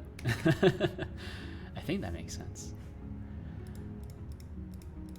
Yeah. We are running into a few errors, but that's mostly because of this one thing. I should probably fix this so I can actually get real linting working. So give that a copy. How many windows do I have open? Just 2. So Godot. Gradually remove include. All right, let's see. This isn't Godot's thing, but that's fine.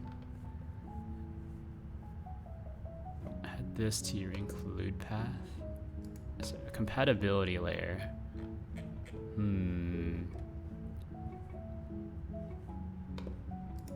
Godot proposals.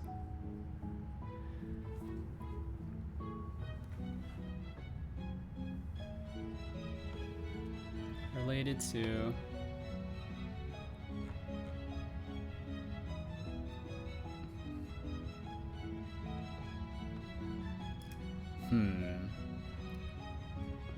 not found with VS Code.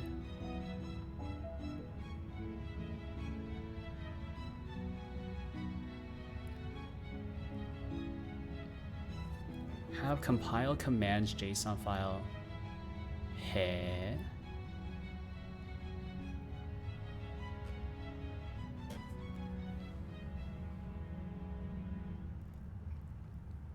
I've built Godot for the specific Python platform. Compile commands. Full path to it in C++ properties. Okay. Where is compile commands? Do I have that?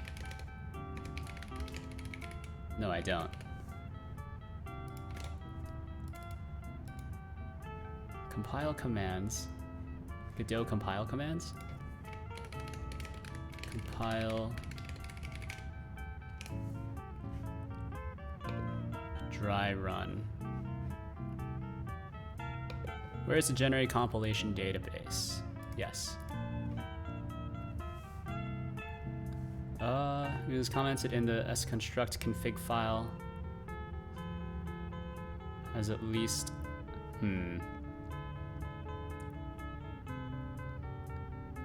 Did any? This doesn't answer the question though. Oh, hello, Bundy. Hello, hello.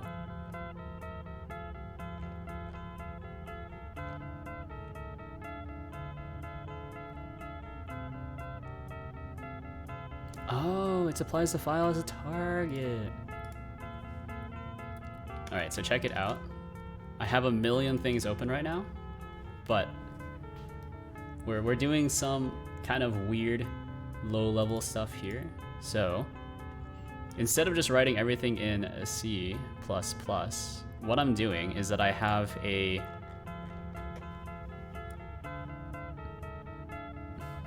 this library called CXX in Rust, which allows me to hook into C++. I don't have access to any fields, but I will have access to the pointer and any functions that are exposed in the header file, which is here. And then I'll use a shim to then call all the Rust logic. And so the Rust logic should just give me back, I guess, compatible C code. And so that C code right now is located here. So I'll use whatever's generated here, basically. Yeah, someone else has actually already started doing stuff with it. I don't know how functional it is, but they say that they're at least able to, get something working, which is pretty good. But yeah, so it's just some like very fancy code generation stuff. So it still requires me to write the in-betweens. So this is one of the in-betweens. It's like a C++. It's like, basically it's a wrapper, yeah. Well, it's not really a wrapper. It's like an interop layer. I think I don't know actually. It might just be static code generation. I'm not sure. Like it wraps some stuff for me. I don't know if I need to provide the DLL. I don't even know if there is a DLL generated. Is there a DLL generated? Yeah, there is no DLL. There is just the, well, no, hold on. No, yeah, this is the CXX bridge, and then you just include this. Yeah. Person using C++, use Scratch? Absolutely not. I've actually never used Scratch, so maybe I shouldn't be too quick to judge.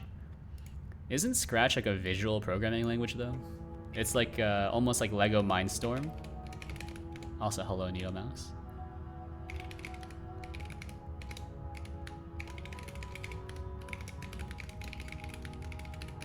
Release debug. I guess J8s, and then compile commands JSON. Just kind of slap it here. Wait a little bit. It should be fine. Can you link that repo? Yeah, I can link the repo. I think it's interesting. It's very interesting. This person's using non-standard C++, so they're using like pretty much all the standard C++ 11 features. I'm trying to avoid doing it, so I'm doing things very Godot-like, whereas they're doing, I guess, like standard C++ stuff. It's kind of hard to explain until you look at it. I can make high-performance games like Sonic 3D and Adobe After Effects. Yes, my favorite game, Adobe After Effects.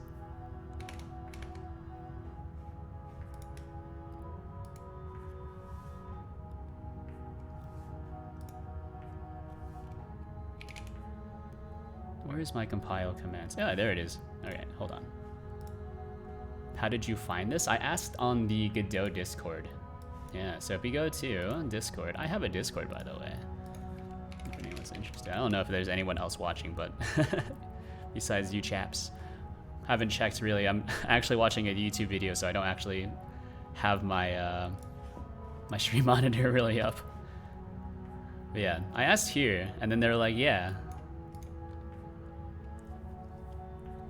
Look at that. Pretty sick. Laid out my plan, and then someone else interjected and was like, yeah, I've already done that. And then I had 2 other people interject and say that that's dumb. So, you know. About standard for the internet. Couldn't find Godot for discussion. It should be... Oh, geez. Did I just join the wrong channel? I think it's just in the Godot channel, right? So there is Godot 4 right there, and just the regular Godot thing. It's just under Godot.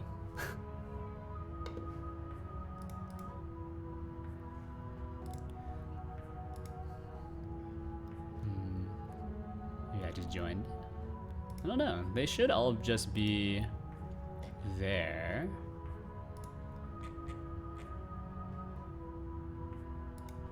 Hold on.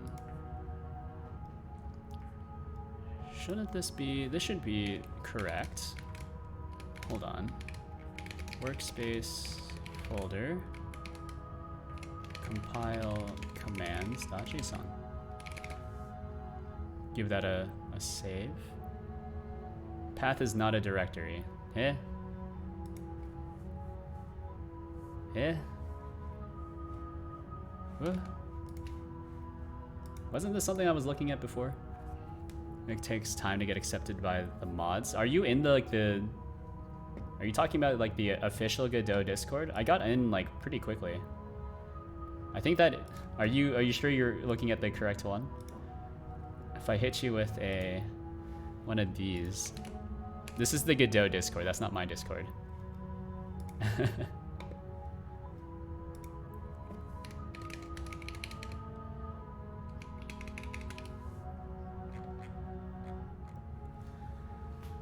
Set the full path to it in the include path. Configurations, include path, env,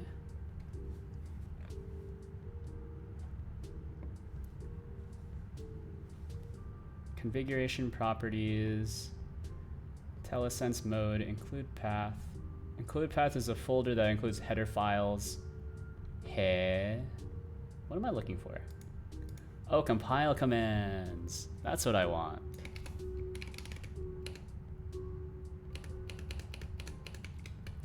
So this is compile commands, and this is a full path. Should be okay. Do I have to install a Discord standalone? I only see lobby. I'm using Discord.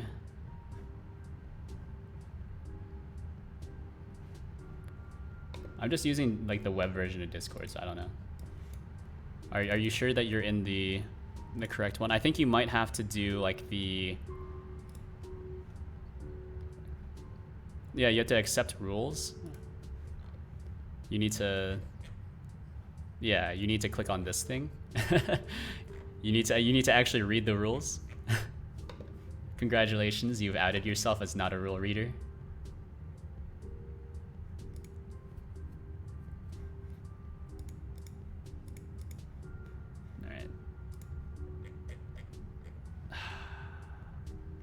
Include errors. Squiggles are disabled for this translation unit. Godot type C++ has errors, and then this has errors. Cannot open source file. Hey? What? Compile commands. Hey? Isn't it? It should just be available at the bottom.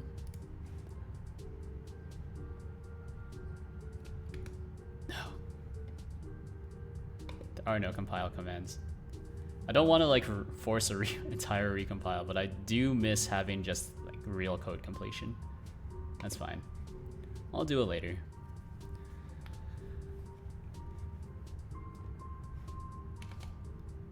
In the meantime, I guess we'll just hit it with another cargo build release. Nothing happened. That's good. Even though Godot types should have been... This should be rerunning every single time I... Yeah, change Godot types. Godot types is located on path. Includes... Oh, it's not include, it's includes. Turns out I don't know how to type.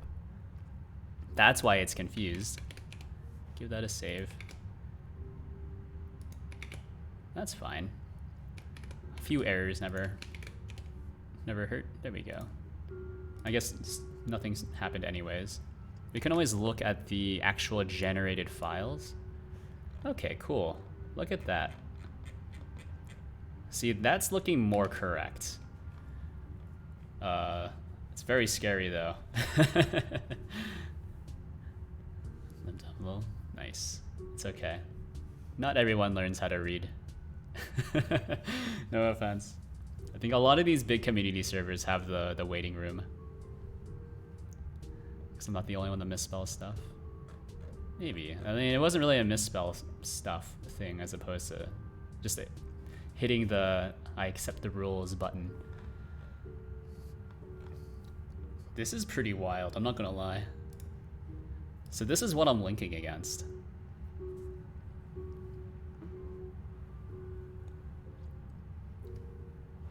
How are these implemented actually?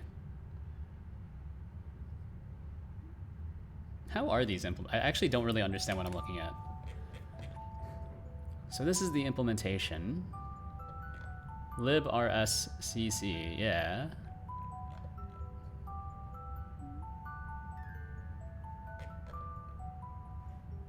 What? Then variants, extern C, then there's get type name. I guess this is just like a Rust translation layer, huh?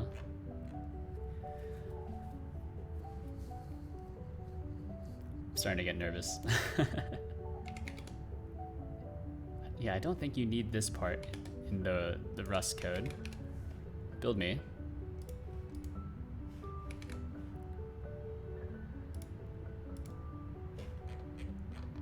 Nothing's changed, which is good. All right. Talking about you, not the rule stuff. Did I misspell something? I didn't misspell anything, if that's what you're asking. This is in... Errors are generally underlined in red, so sorry, we're not in... it's been like years since I've used Microsoft Word, by the way, so... Or Google... I guess I don't really misspell things in Google Docs. My spelling is pretty good. Pretty good. Pretty good. So I wouldn't worry about any spelling errors from my side. I think this is okay.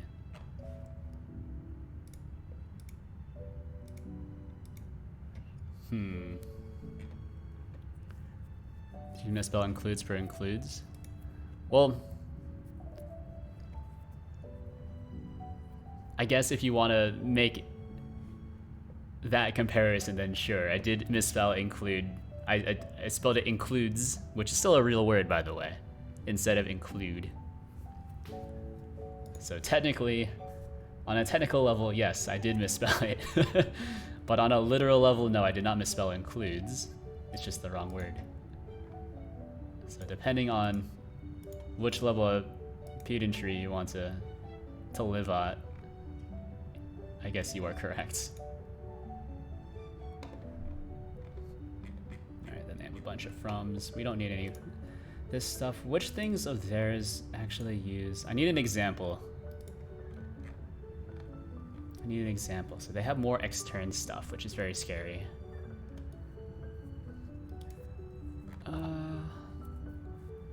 And then more. Oh, geez. This is actually a bit more complicated than I thought it was.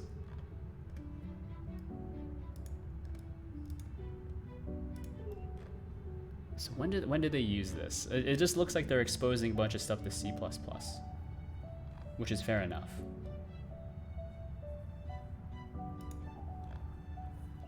Okay, now they're using the FFI stuff. for some things. I'm not really sure what though. So variance from string, presumably. They've also imported it twice. Oh no, this is actually different. Variant as string. Component value from variance, and then they need to box the value, which means it's put on the heap. Would these not stay as you wish? Example anything. You know? You know what they say, a broken clock is right twice a day.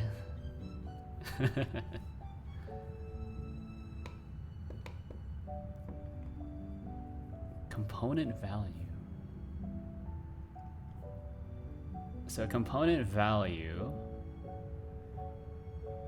Wait, what is a component value? A component value is, oh, they take the variance and then turn it into a string. Oh. And then they plug it into this enum, and then this enum is exposed back to C++ here. Oh my god, this is very complicated. Okay. And also a bit wasteful in some parts, so that's okay. Let's see if I can get something working here then. Let's just do like a very basic, like hello variant. We'll do a hello variant. Pub struct says hello. Pub struct says hello. What does it have? I don't know. We'll just make it an empty struct. It's not even a tuple struct. It will have a function exposed to it, so we'll do extern rust. So then you have type says hello. That's pretty tough. It is looking pretty tough. I think the thing that's getting me sometimes is they have FFI defined in multiple files, and I'm not sure why. Or I guess, why wouldn't you just put all your FFI stuff in one file and then import from that one file? Maybe it's just because, I don't know, some people just like being a bit messy. Nothing wrong with that, of course, but... Alright, I do remember seeing that you should be able to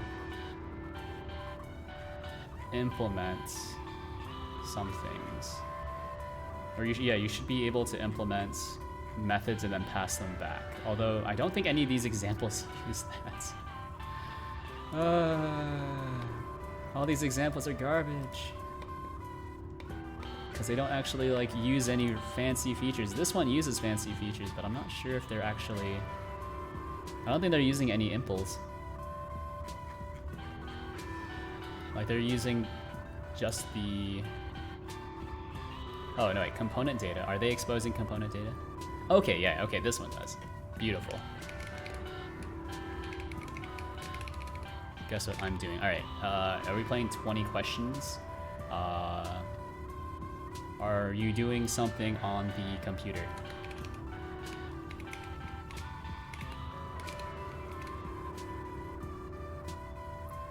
Are you doing something arts related?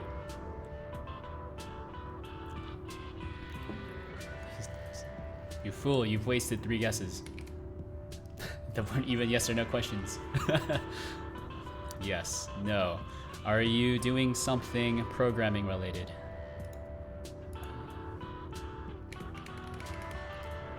Let's see, pub function. Hello variance. So this will take a variant, maybe? Is entity ID? Alright, so that does come from, wait, you're not allowed to do that. You can't do this. Maybe you can. Yes, is it program? You're doing Godot. That's a good guess.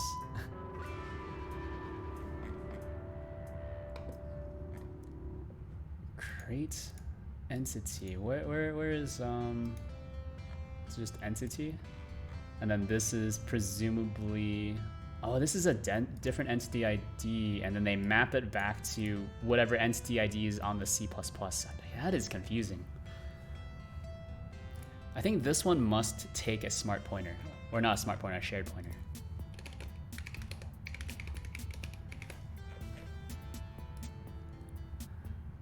Looking like print debugging. Heck yeah.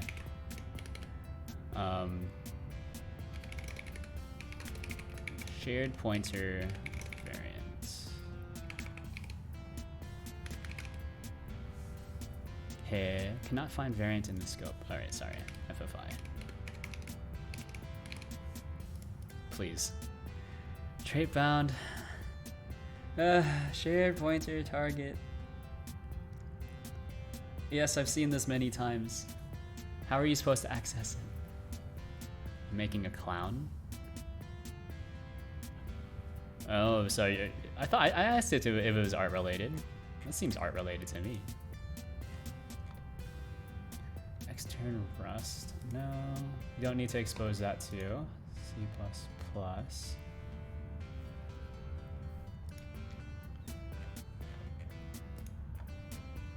How is this Rust code? So unsafe extern, so type C, make demo, get name. So how are they using thing C? Where are these used? So this one's fairly complicated if I remember correctly. Thing C.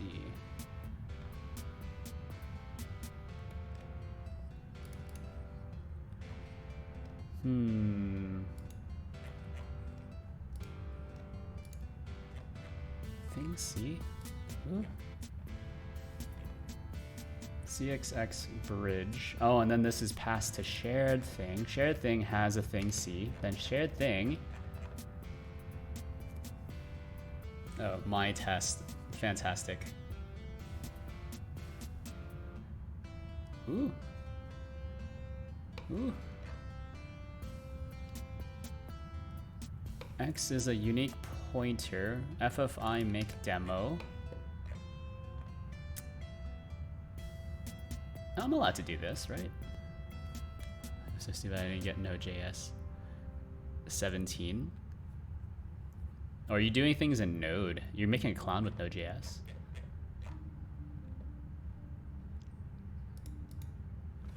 All right, I guess I need to, oh, you know what? I need to have like a,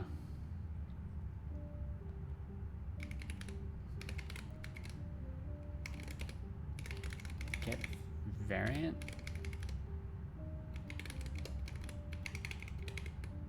Because we need to make all these public, I guess. Why not? Actually, you don't need to make these public. That doesn't make a difference.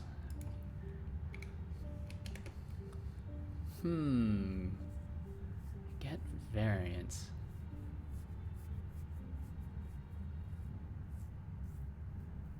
Clown piece. Oh, you're making. Oh, okay. You're making the bot, the Discord bot. Nice.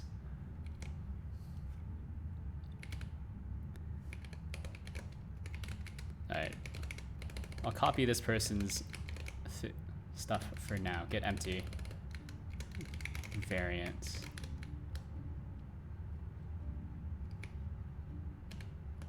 Which isn't actually present on this type. C++. There's a get type name. That's not really what I want.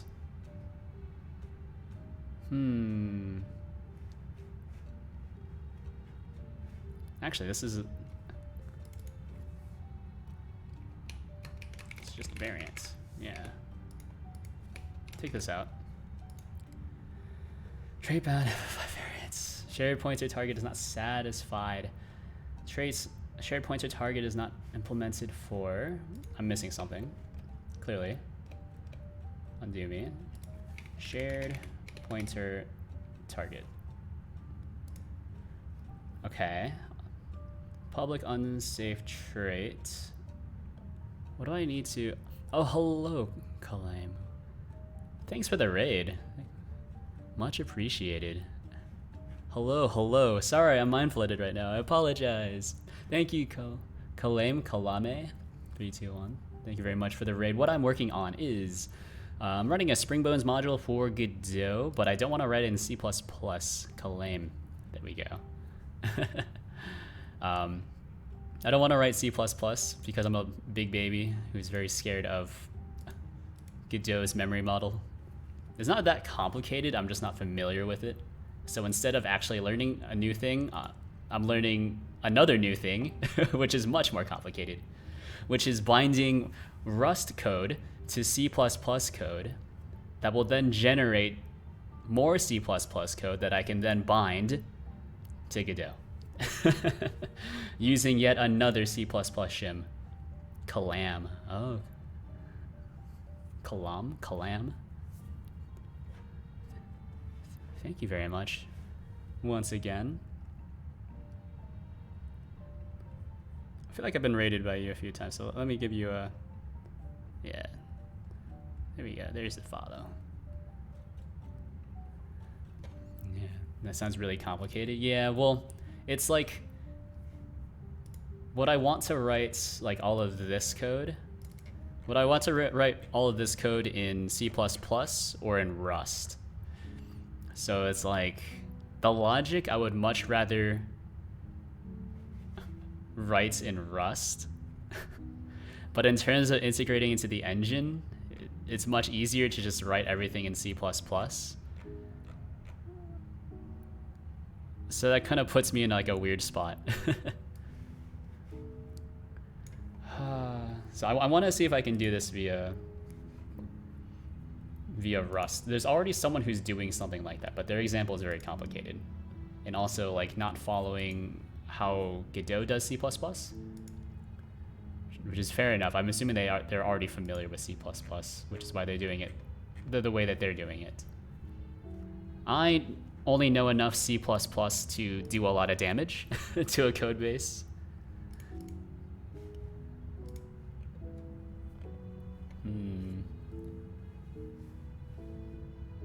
Implementing it outside of...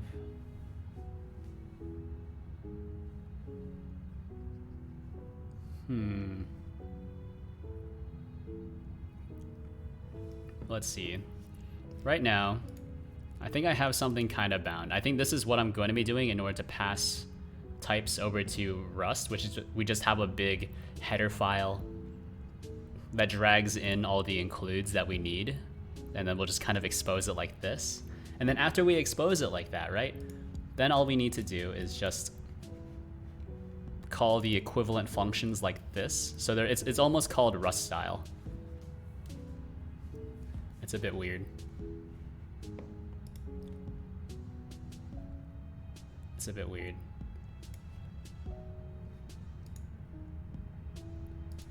I think that's what we need. CXX string, because that's giving us... Actually, that's not even giving us a Godot string. Hold on. Undo me. Get type name.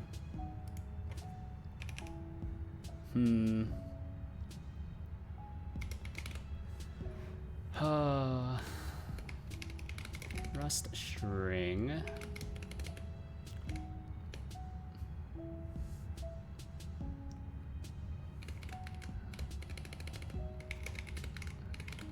Get type name.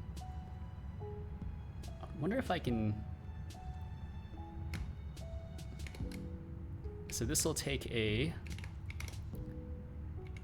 variant. This will take a variant type, right? So we're just copying this thing. I don't know if that makes sense. Hold on. How did they do it?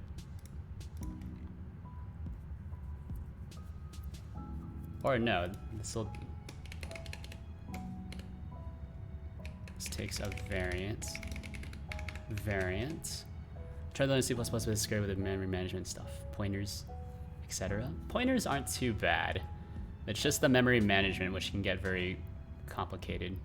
I guess Rust also isn't too bad, since Rust has you can define a custom allocator if you want, but I almost always just use the standard one. I think the complicated part about Godot is that Godot has 3 types of, I guess, indirection, which isn't really memory management, but it's like, so you have like a reference. So anything that exists inside of the scene tree in Godot is wrapped like that. So you have this is basically Godot's smart pointer, but they're not using the built-in smart pointer because I guess the maintainers don't like it. Then they also just have, I guess it's regular references. So you could have like a reference to a variant.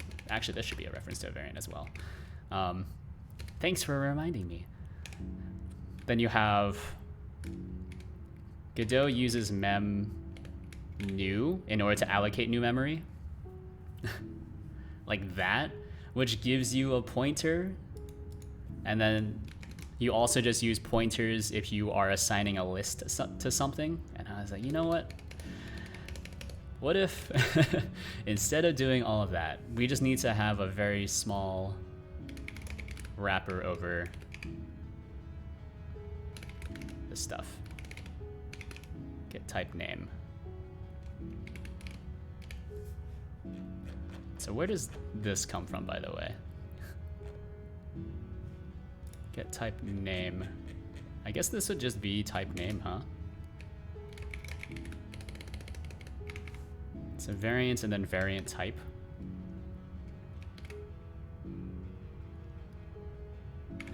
That doesn't make any sense. Hold on. Hold on. I thought that would be easy, but I don't think that makes sense.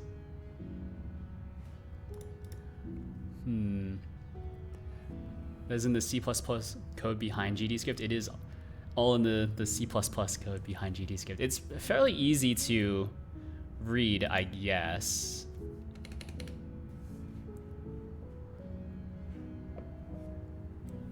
It's fairly easy to read, I guess.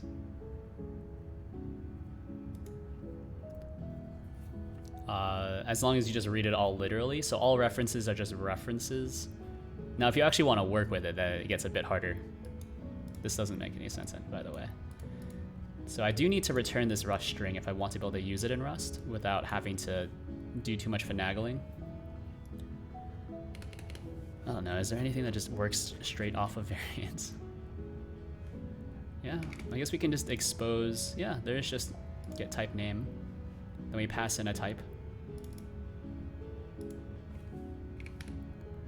How do I add damage data, range data into this code? We can take a look, I guess. You know, as mentioned previously, I'm a little mind-flooded, but we can take a little look. What are we looking at? Well, I don't know. I mean, how do you want it? I don't know. It's a bit too generic. Could you ask a more specific question?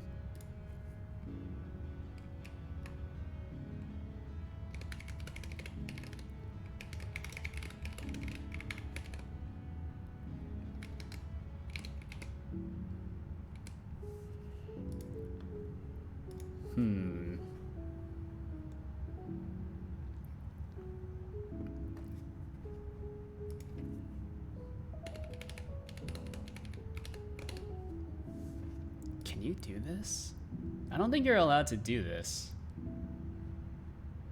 Because that should be behind the bridge, so you're not allowed to directly access the C++ type, but it's not giving me an error anymore, which is very strange.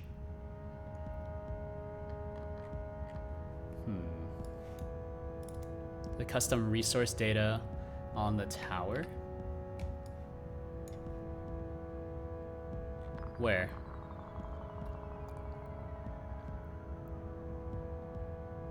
You've given me nothing to work with, so I don't know. Is it here? Line 35, I want to... Wouldn't you just... Yeah, it looks like your tower data is just a dictionary, so you just add more dictionary fields to it, wouldn't you? Right?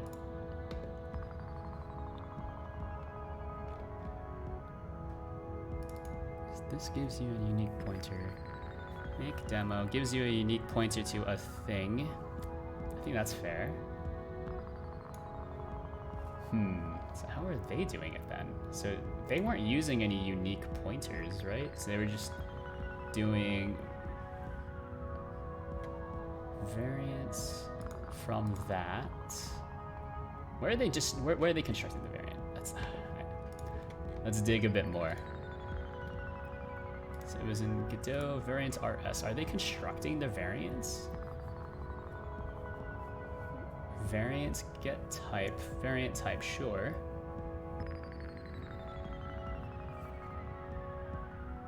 Oh no, they're never constructing the variants. Oh, that's where I was confused. I was looking for the shared pointer, but they're not. All right, how do I just construct a variant then? So I script to towers and use its properties. This is what I would do, yes. But I think they already have a script on it. I'm just not sure. It seems that they're loading in their tower data from somewhere else.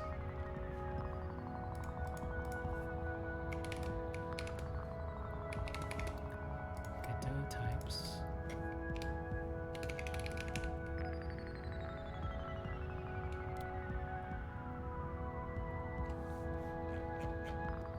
These are constructors. These are constructors. Here we go. Here we go. This looks better, I think. Mem new. Okay. Get object instance ID. No. 0. Alright, here we go. No, this is an operator. Variant, variant. Okay, this is how they do the construction. Trying to use custom resource to hopefully help with doing upgrades. Couldn't you just use like a big dictionary like you are already using?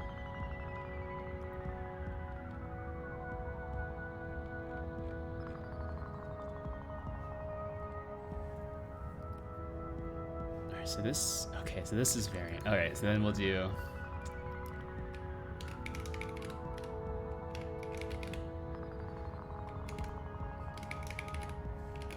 variant from string. Probably. Is there an empty? Create from empty? I would like to create an empty variant. These look like these are just helpers though.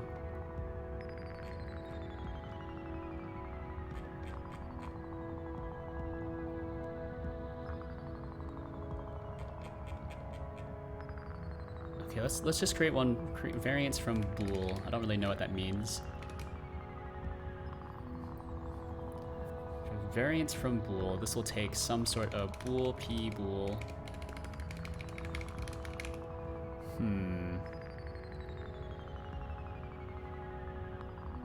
So when are variants just randomly constructed, I guess? Here's the second question. When do we just randomly construct a variant?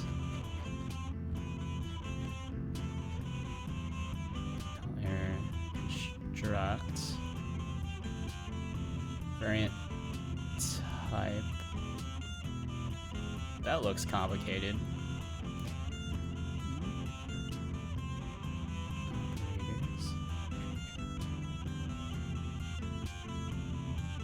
Evaluate, probably not.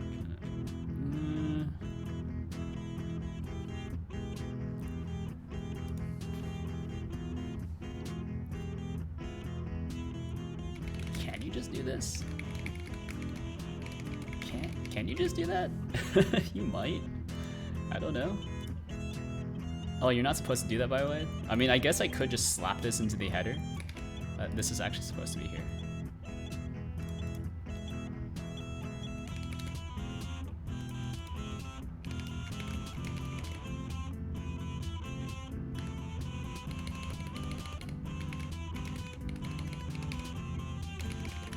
Region, strings. Just recently added a new .gd thing into the thing. Nice. Am I not allowed to do this? And okay, that's fine. Variant from bool. That looks okay. This needs to be like so. take a look at Forgotten's code. Although I think you'll need to be more specific in what you are requesting. Yeah. I don't really know what you mean. So I think I can meet you halfway, but you still need to put up your part, right? So like, what exactly are you wanting? Variant from bool. I think you can just do this. Bool p.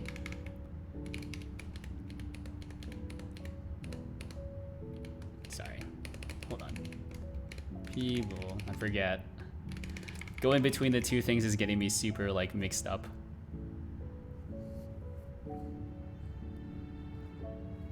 So it says hello. This will give you a shared pointer. No, this gives you a straight up variant. Actually, hold on. This should return standard shared pointer.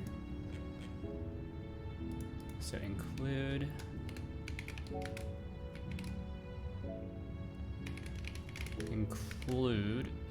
is it standard? Where's the shared? What is shared pointer called in C++ land? So if we go to shared types,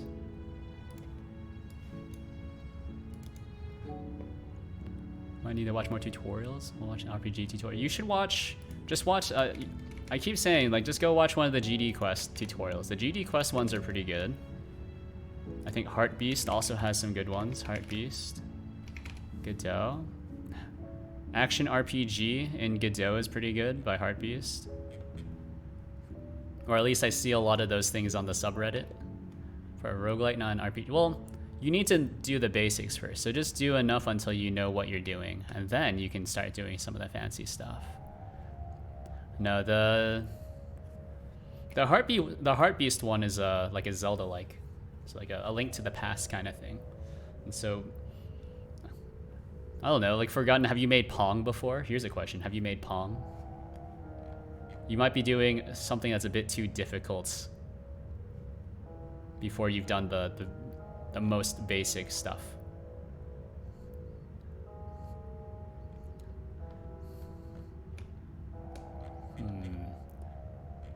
Shared types. Signing into the Twitch dev console logs me out of regular Twitch.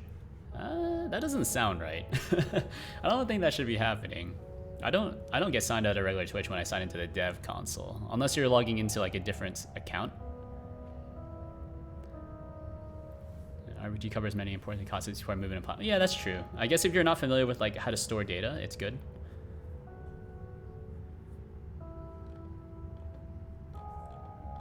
External enums, derives. Heh.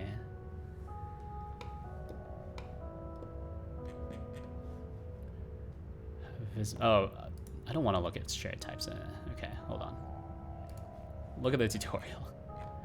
I saw it before. This gives me, okay, so just include memory. There we go. First, of course, I haven't done Pong. Let me stop this one for now. You should do Pong. You should do Pong. I think it'll help you. Pong is easy. What you're doing is fairly complicated. So like, the problem that you're running into right now is that once you've gone off the beaten path, you no longer know what you're doing, essentially. And then because there's too many options available to you, you don't really know where to go next, right? Pong is very easy. There's like two things to it. One is the paddle, one is the ball. So like once you get confused and you need to ask questions, you are able to formulate an intelligent question, right? And so it's easier to get people to help you. That's probably like the biggest thing is everyone knows how Pong works. No one really knows what you have in mind for your game, unfortunately. I just want to quickly say, I'm watching you code. I'm off to learn more Godot, I think. Hey, thanks for sticking around. Apologies for not being more productive, but this is programming at its rawest. which is just looking at a bunch of documentation and then trying to piece together what other people have done.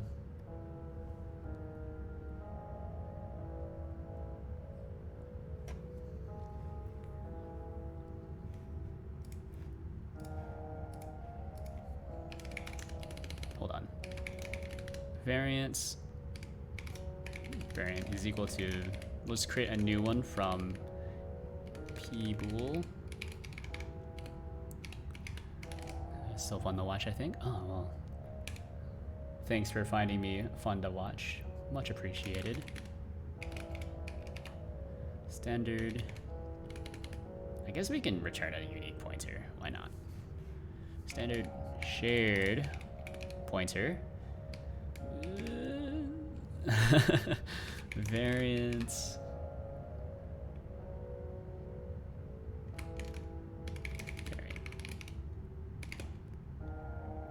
Correct. And then this now returns this thing.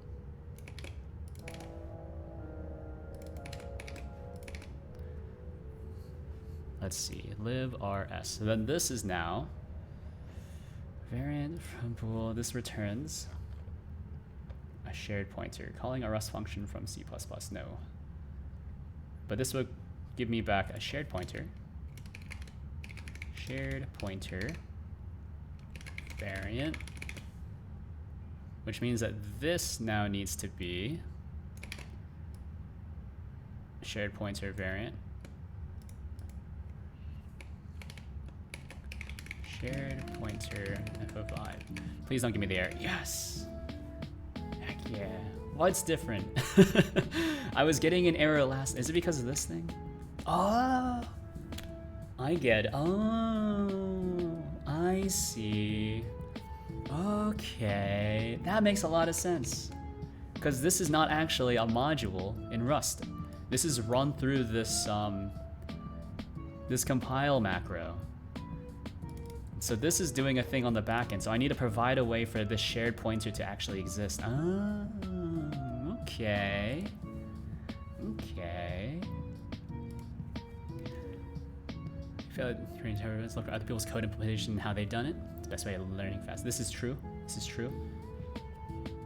This is true. You should just, I don't know, follow one of the bigger tutorials as well. I think that's my recommendation.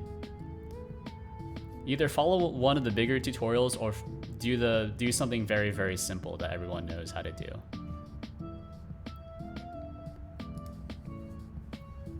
But that's my 2 cents.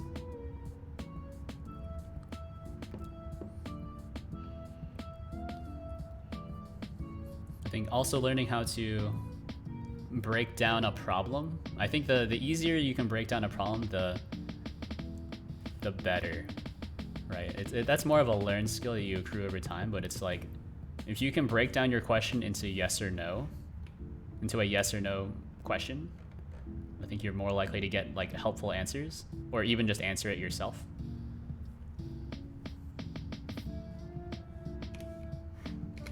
Anyways, print line. I don't know what we're doing with this print line, but we have a variant, which is a shared pointer. What do we have as from this? I can deref it, but I don't think I want to deref it. We can get a reference, unwrap. Then what do we have? I don't know what this is. Yeah, let's unwrap. Let test. What is this? It's an FFI. It's a reference to an FFI variant.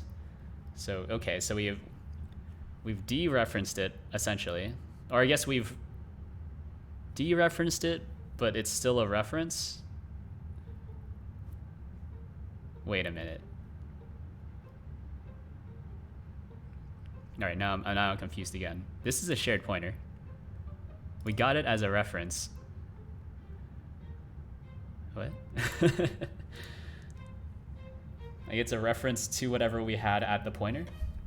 So we dereferenced the pointer, but then got it as a reference again. Yes. So we have access to the actual data, not just the pointer address. Yes.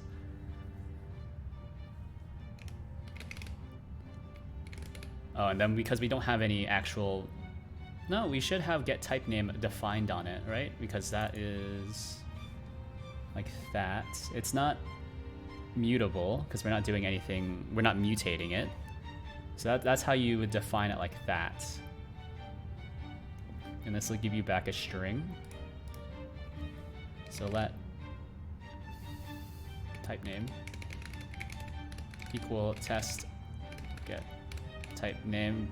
Probably incorrect. Let's just keep typing and then we'll fix the errors later. Reject. Alright, so what is your problem? It needs to be a reference, that makes sense.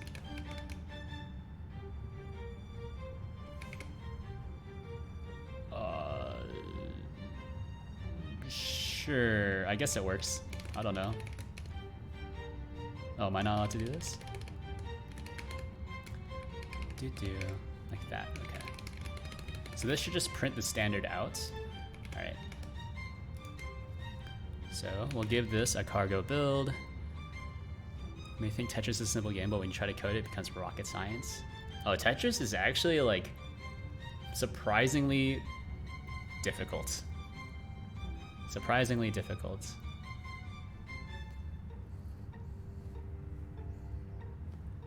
Yeah, but Tetris is a good one. I've made simple Tetris. I've made simple Tetris before. It didn't have all the Tetris pieces, but it had square Tetris piece. It had line Tetris piece. And I was like, you know what? That's actually somewhat tough.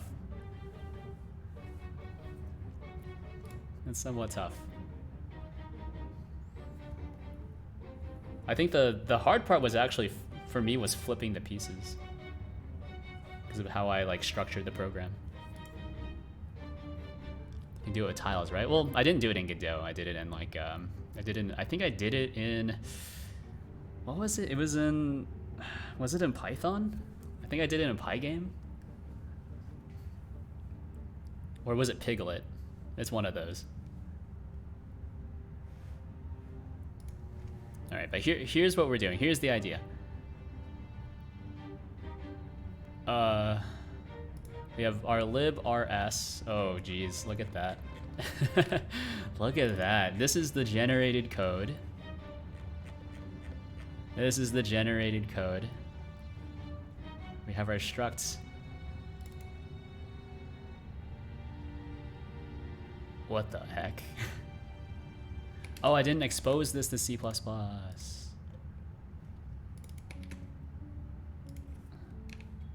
Func hello variant self says hello. Oh. Oh, okay, sorry. This needs to be reference to ourself and then takes a variant. So then this needs to take... How do I expose this back to Godot? Or back to C++ at the very least. I feel like you can make this wrapper work, you can use it everywhere. Yeah, that's the idea. That's the idea. Is that it should just be fairly generic. All this for the springbone? Yeah, unfortunately. Unfortunately. Like the other springbone code is horrendous because I'm not great at C++. I think my fallback after this is just writing something in GD native because that'll be a lot easier for me. So I've written quite a bit of GD native code in Rust.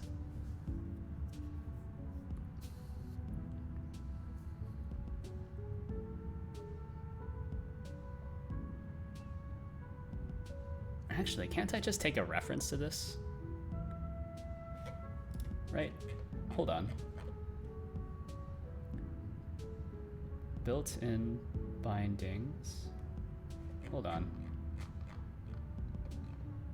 Interlude, what's get generated? Shared data structures now.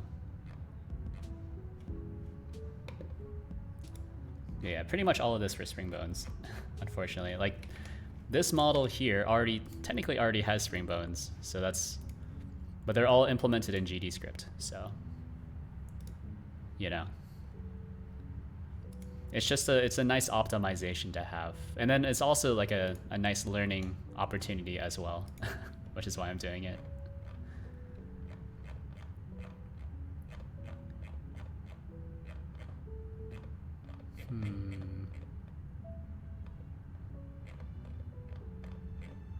Where is the... I've seen this before. Where's the thing that talks about... Okay, these cannot be passed across the FFI by value, but only behind an indirection such as a reference box or unique pointer. Ah, okay, well, welcome to reference land. I think that's okay. So this is already a reference.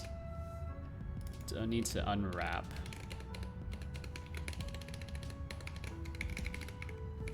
Okay, and then no errors? No, there's one error.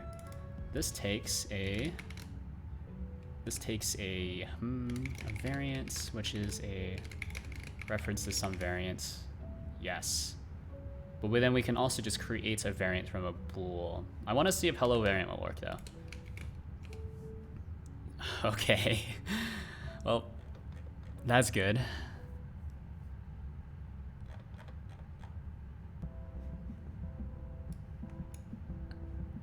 Oh.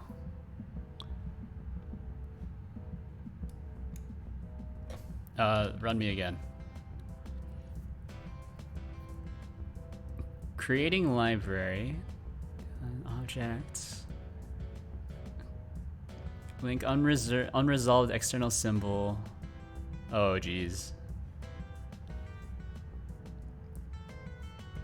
Unresolved external symbol. Variant get type name.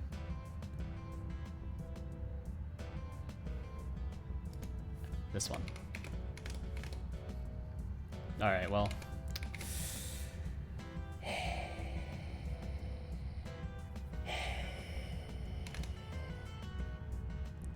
I guess you're not allowed to do that? I guess you're not allowed to do that? Variants get type name. One unresolved external. That makes sense.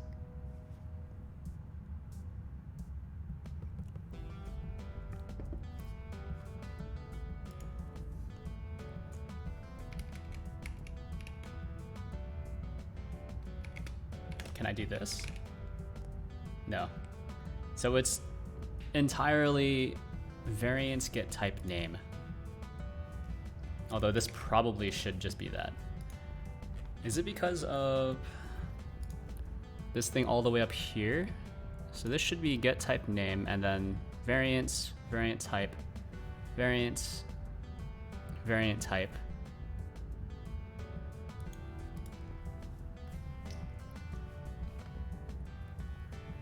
This is tough.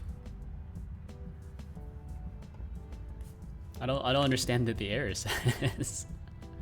No, I understand what the error says. Unresolved external symbol. And then there's some sort of unwind function that's automatically generated. Unwind, prevent, unwind, something.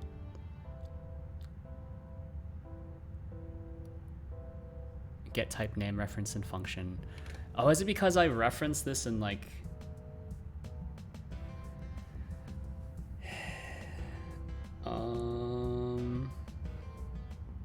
This wasn't a problem when I was doing this as a pointer. I'm not sure how I would access this from GDScript if I go back to just using this as a shared pointer, right? So hello variant takes a variant. Oh, hold on. When I was doing it like this, hold on. Send me back. Oh no. Was I doing it incorrectly? So if I do this as a reference to a variant,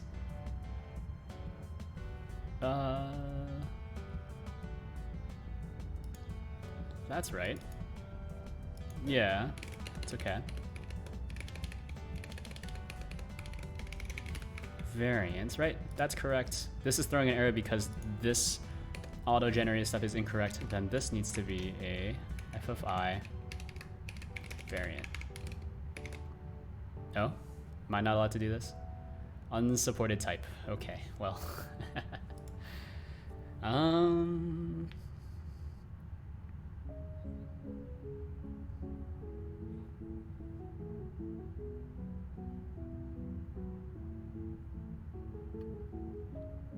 That's a bit tough. Thinking.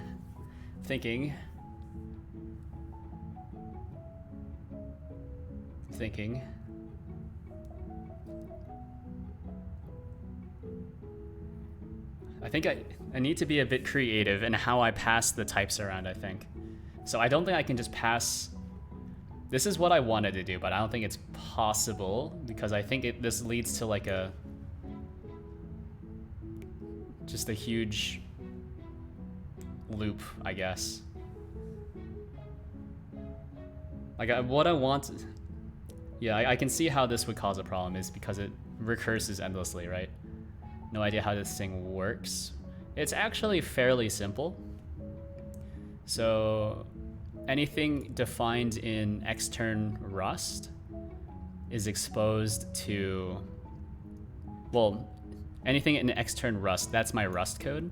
So you can see I have a says hello struct. Then I have defined on says hello, I have a function called hello variant, right? Anything inside of unsafe extern C++, that's the C++ stuff that I've defined here, and also here, because C++ is weird and has header files and C++ files. But yeah, that's pretty much it. So anything in Rust I have access to, C++ can call, but has no access to the fields. So, and then likewise in C++, I can call these functions and I can pass around these fields, or I can pass around the struct or the type, but I cannot access the fields, right? So they're opaque. So all I know from the C++ side is this API. It's like you can think of it like an interface. It's like an interface. So I only know about what's defined here. I cannot define fields. That's why here in Godot types, I have variant type defined as variant type intentionally, because variant type is actually an enum, but because it's a field on variant, I cannot access it normally, so that's why I kind of pull it out like that. It's interesting, I think. Okay, let's do this. Let's do this. Let's just intentionally cause a memory leak, I think. Or is this like a hanging pointer? I don't really know what the difference is.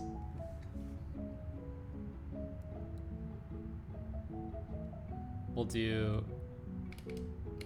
let's variant equal FFI variant from bool, I don't know, true. All right, so there's our variance, and then we'll hit it with, and that'll be a shared pointer. Yeah, so variance as, shouldn't, this is a shared pointer. Yeah, that's a shared pointer. So variance as ref, I think, unwrap.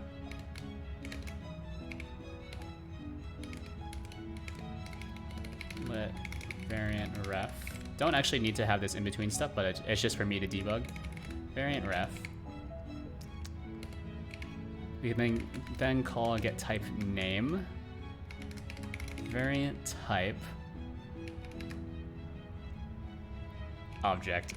Then we'll hit it with a print line excited.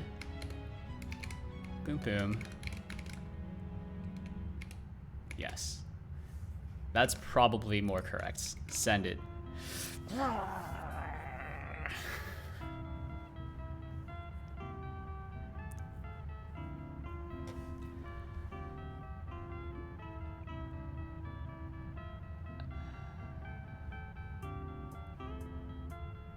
Oh, it's because it gets dropped. I mean, that is correct. Is it because of a problem on my side or their side? So it's almost certainly because of hello variants. Is it because of the print line? Please don't be because of the print line. That would make me very sad.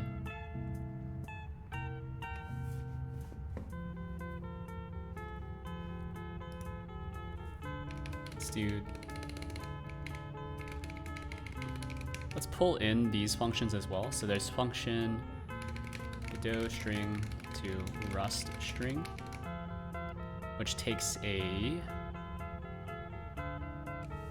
How did they do it?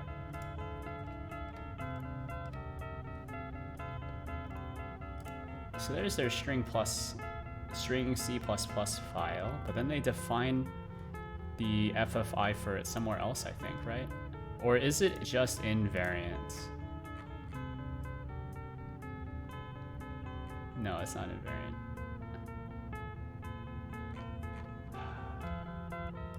Why can't you just do the C++ thing and just dump all your implementations in one place? I think that's probably like the biggest thing that's changed for me in my programming style, is that now I used to do the same thing where I would divide up all my implementations across like many files, because, you know, that's just how you do it in Java. But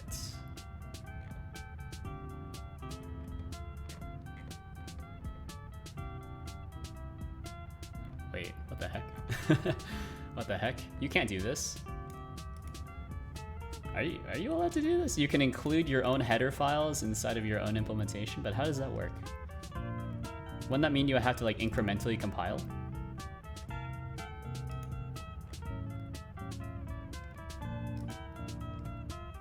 Where is your string stuff? Because these are Godot strings. Or I guess these are just these are just used somewhere else, huh? Yeah, okay. These are just used somewhere else. What was I talking about before this? Before I got super sidetracked?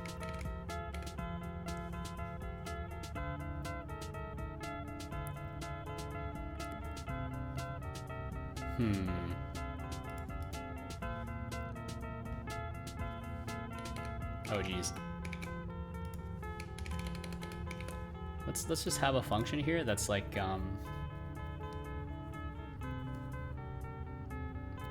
Rust to C++.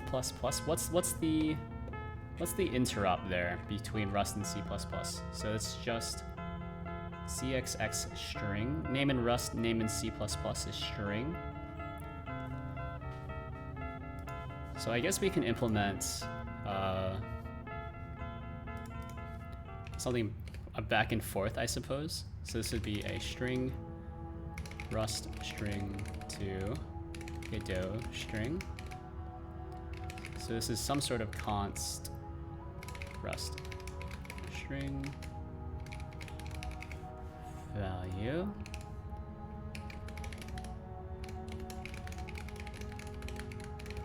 Godot string.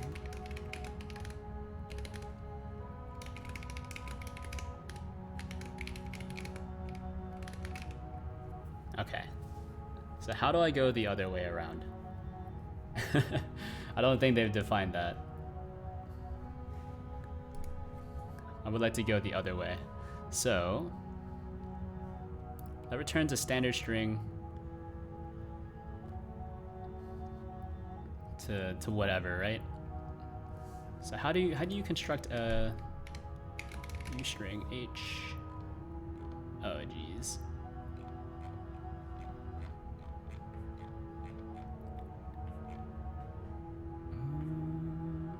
You can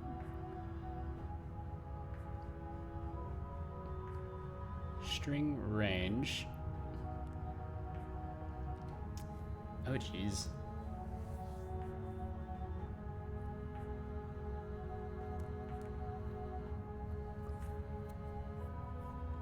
Is there a from? From. Alright.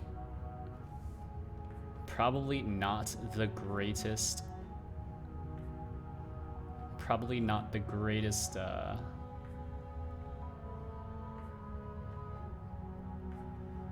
thing.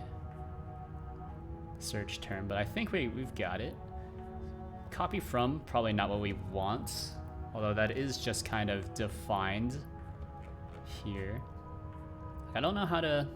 Actually, since this is a Rust string, that means I should be able to just get a pointer to that. So this is some sort of value, right? What do you got? Size. What is beginning? Is begin just like a pointer? I think it's a pointer. Yeah, there we go. It's probably a pointer. What does standard string take? Oh, this takes an iterator. Jeez. Coding in VS Code is way easier than doing it in Godot itself. Yeah, I mean, there's pluses and minuses to doing it in Godot and doing it in VS Code. I think VS Code is nice because you can look at many things at once. The best part. I think on the flip side, it's kind of painful.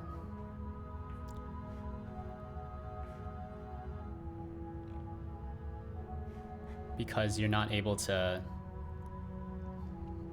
you can't just launch from there, and then you also don't have quick and easy access to all the documentation, unless you have, like, I guess multiple screens or whatever.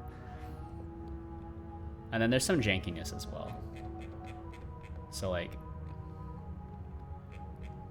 if you're using like static typing and you're using custom classes in GD scripts, if you change something in GD scripts, if you change a class in GD scripts, I actually don't really know what triggers it, but sometimes like your VS Code environment and your Godot environment will become desynced, and then you'll have to close VS Code and open it back up again to refresh. Don't really know what's up with that. It happens sometimes though. That's why like you'll see me still use the Godot editor sometimes, even though I have like a pretty okay setup for VS Code.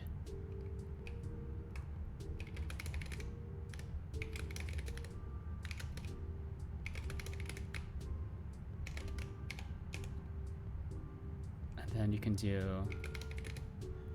string. Hey. Am I not allowed to?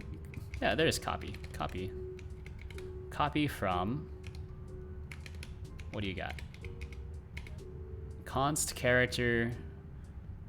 It's a character. It's a pointer to a character. All right. So from this thing, I need to get a pointer somehow.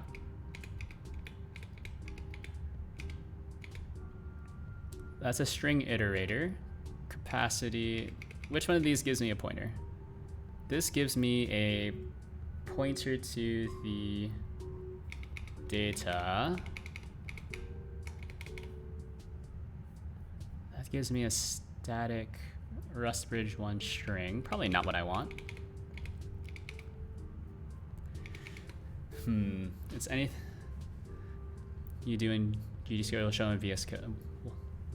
Will not show up in VS Code? No, that's not true. It'll show up as long as you hit save. But no, it's like your class names will become desynced. So then it'll always show as an error saying that this class does not exist.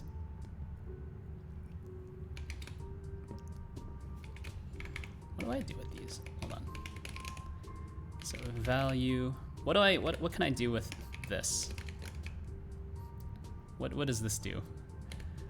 Or can I get a W string to just regular string and then I can pass that? What does a W string give me? See, this is where my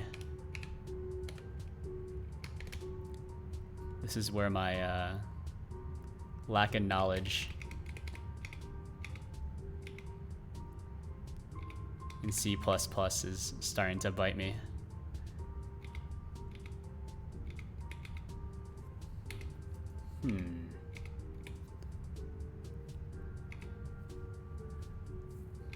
W car. I don't know what that W car is. Oh, jeez. All right. Google is your friend? You know, that's probably true. That's probably true. Rust string. What the heck is a Rust string? For type names, yeah. So here's big string. Big string is just some sort of string. We can look at this part. Rust string. The most basic stuff of C++ Google like a million times. Yeah, well, this isn't, well, the hard part is that this isn't just your normal string. This is the interop Rust string. And so considering how much trouble I have doing this, I guess I can do, we can give it a try. CXX string to car pointer. Yeah, I don't really have a standard string. I need a CXX string, but all I have is a Rust string. Right, so I have a Rust string, but what I actually need is a CXX string, but I cannot create a CXX string because I'm generating that on the Rust side.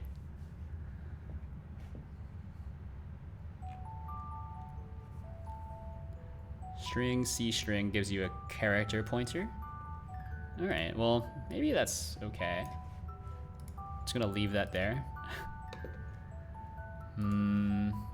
Value, C pointer, give me, so I know Godot has that. Godot just wraps it, so you can see Godot has like just C string, so value C string. Wait a minute.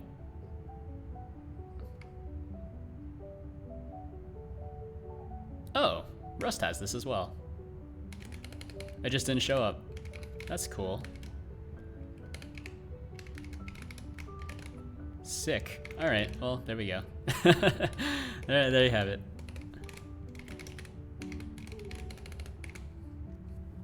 Beautiful. Yeah. Turns out it was just that easy. You know what? We'll call that 0-1 in favor of BumD. Congratulations. Rush string to Godot string. Although, what would I do with this? I want this to give me back a Rust string.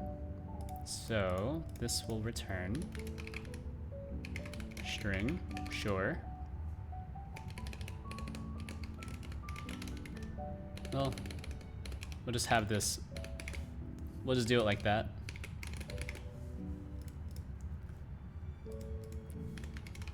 The recommended Rust way of doing things, which is to just don't have the return, don't use the word return, just leave out the semicolon. That's actually like, I kind of dislike that way of doing things, but that's how everyone else does it, so fair enough. Yeah, so this is the return value. So the last line of any function is always the return value if you leave off the semicolon. But if you do this, this is now invalid because now you're not returning anything. Yeah, it's toxic. Well, you know, Rust is kind of a cult for sure. Rust is kind of a cult. Oh, also, this is a, oh, you know what? Is it because this is a hanging pointer? So I need to actually dispose of it?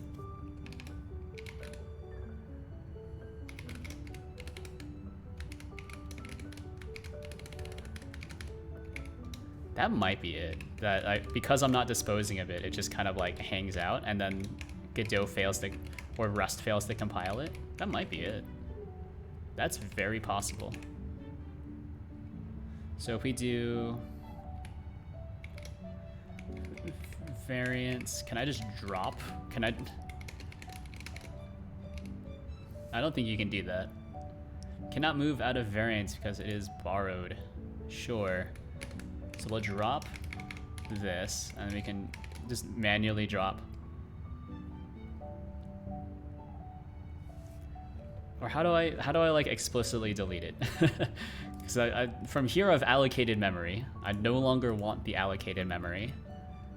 Wouldn't it show as an error? Yeah, well, I have a I already have a pretty long list of errors. I'm thinking it's because of this, so maybe I just need to manually drop it, or it's already borrowed.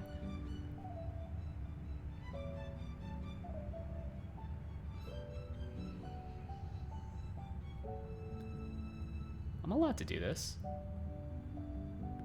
Oh, wait, you can't do that.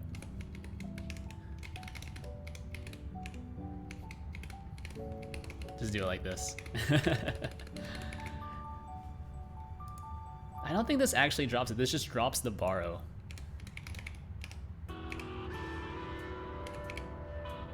I'm allowed to do this. Hold on.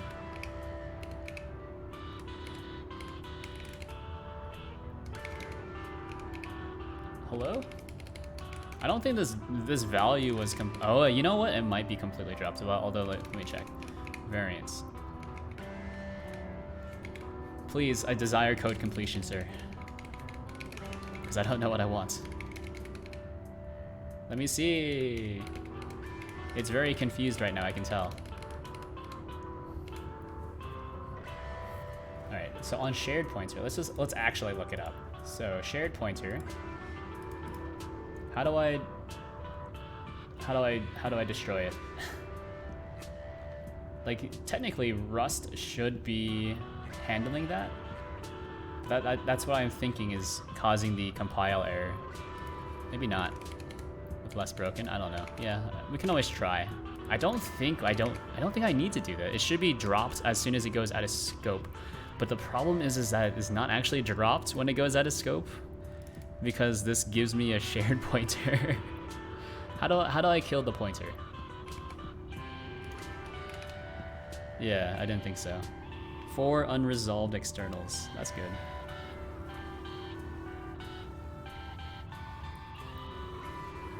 For unresolved oh, is it because I need to, they're not on my standard include path? That might be it. Maybe I've been wasting my time in this.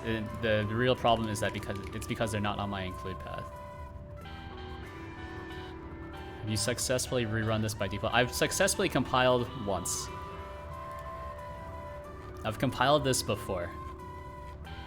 You can see here that we had this, which is the header file that I'll be referencing, and then we'll be using the actual C++ file for the actual, the real implementation. But for some reason, I'm running into compile errors now. Maybe I need to just clean. Maybe we just hit it with a cargo clean. Oh. Oh. Interesting. Is that why? Hold on. Kill this. Yeah, but what I'm trying to do right now is just run this to see if this works how I think it will. How it should work.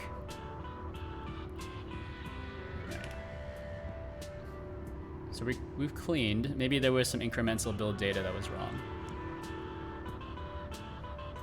Please, sir. No! What changed? What changed? I think it was hello variant. What if we just don't? No, this should be right. Am I not allowed to call this stuff?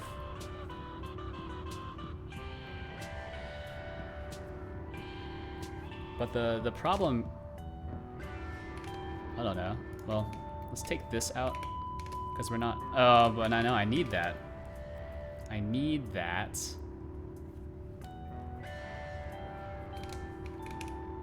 Yeah.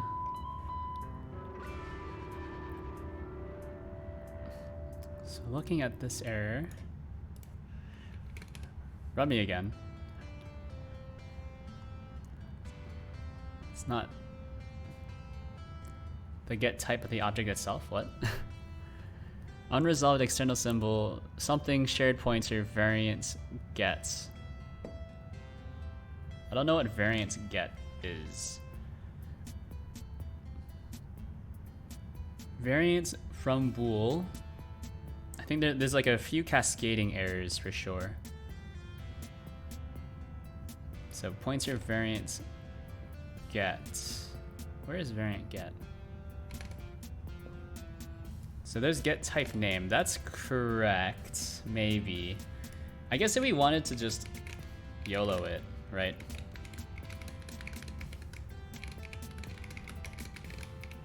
Like that, it's just an empty string, so I'll just call hello.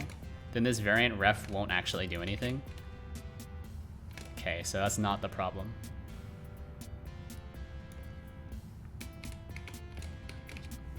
Just keep taking things out until it works. That's weird. That's weird. I think now it should be okay. Yeah, okay, so it was this thing here. Or no. Like that? Wait. Bring this back in. Alright. So you comment this out. Okay, so it's my usage of that function in here. That's what I meant for. Get object, not the get type, but object itself. Oh, you're talking about like the type definitions from the interface here. Yeah. Okay, well, I'm not really sure what the issue is. Is it this one? Yeah, I'm not allowed to get the pointer. Is it because of my implementation of variants? Not this one. Oh, geez.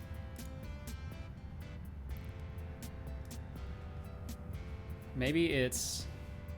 Is this one wrong? Is this not how you construct a new variant in Godot?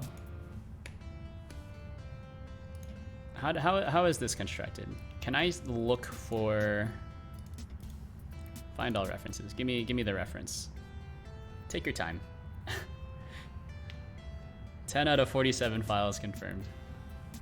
I need to see how it's constructed. Once I can find how it's constructed, then I can start constructing it myself. So, okay.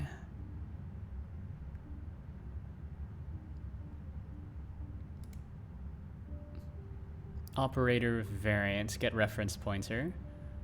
Okay, so it just creates a variance, I guess. Like in your main loop. No, that's not the constructor. I'm looking for the constructor. How do I look for references to the constructor? That's what I want to see. Like class variant, yeah. When do you construct it? This is just taking variance as a parameter, which I'm not interested in.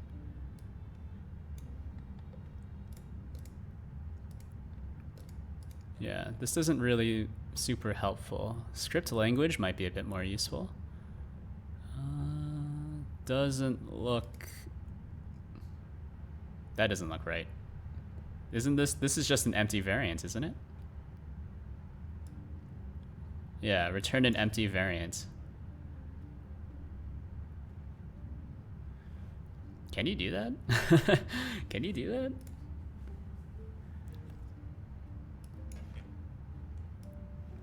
Yeah, like variance is somewhere up here.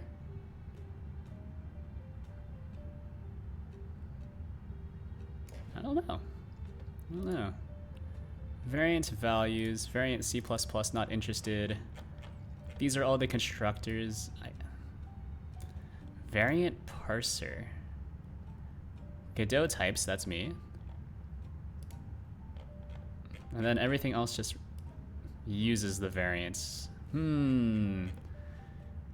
So it looks like you don't have to do any weird mem Alex or mem news. So I think I'm using it correctly. I'm pretty sure I'm using it correctly. Like this should technically be correct, or we can even add something like standard shared. Oh, you know what? This might not be a shared pointer. This might not be a shared pointer. Hold on. Standard unique pointer. Variance. From nothing. Just basically like an empty variant, right? That's okay. So standard unique pointer.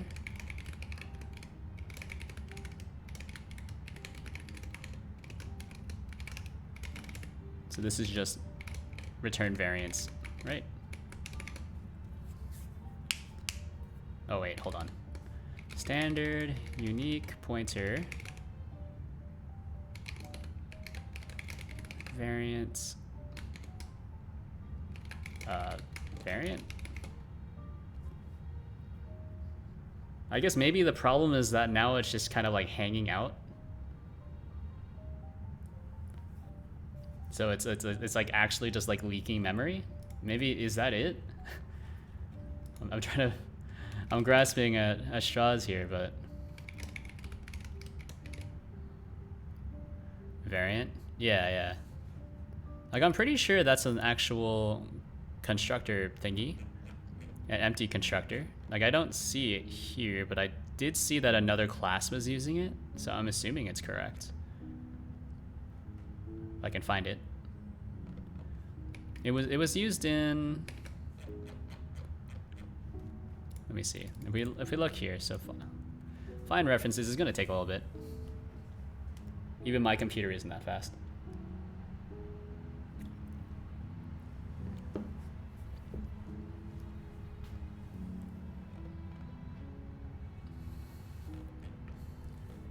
We can find it. So if you look at reference, maybe that's just the operator actually. Maybe I was wrong. Wasn't it somewhere else that was just using variance as like a with an empty constructor, or was I looking at the operator? I might have been looking at the operator now I'm thinking about it.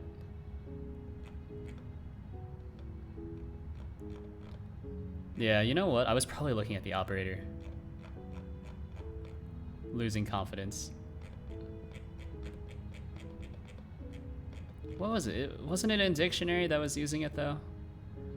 Oh, it redefines variance, and that's why it's able to just construct an empty one. Maybe that's it?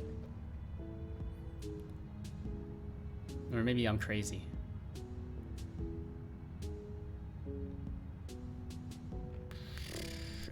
Maybe I'm crazy.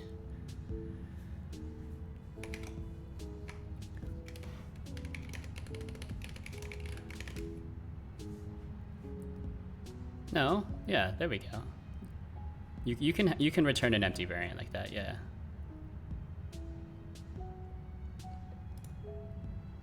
Yeah, empty variants. Variant object get. Yeah, I know things. That should be fine. From nothing. Which will give you back a shared pointer variant. Let's try that, and then we can try boom boom. This will just give you a nothing. Cargo build. It's because it's trying to drop it. I'm pretty sure it's because it's trying to drop it. It's trying to drop the value because it's no longer used. But now I'm a little confused as how, like what? Oh, this is actually not a shared pointer. This is a unique pointer. Maybe it's because it's shared and I'm not allowed to use it, I guess. Unique pointer. So let's give that another try. Nope. Variant from nothing. Yeah, okay. Unresolved external sim. Oh, is it because it's not linking properly? But it should be in the include.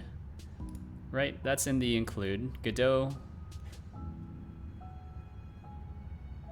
Yeah, so that I have my CXX. Do I need to have this? No.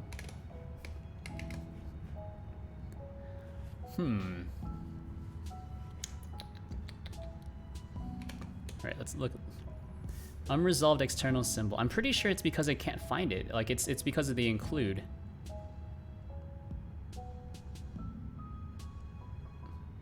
Yeah, it's the drop. Because it doesn't know what to do with the variable after you're done with it. So what did they do? Did they just pass it back? You know what? They might just pass it back. They might just be passing it back.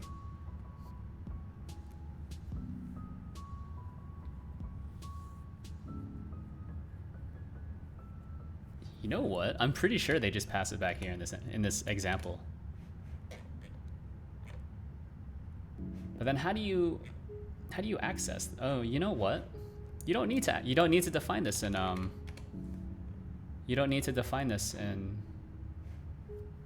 C++. You just need to define this on the Rust side. So this is like struct hello data. I don't know, data. So this is a unique pointer to variant. And then this will give back a hello data, maybe. So if we change this function signature, this will do FFI hello data, something like that, and then we'll just return. All right, let's get weird with it.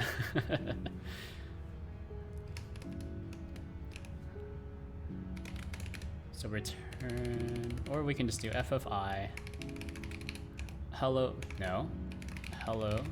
data.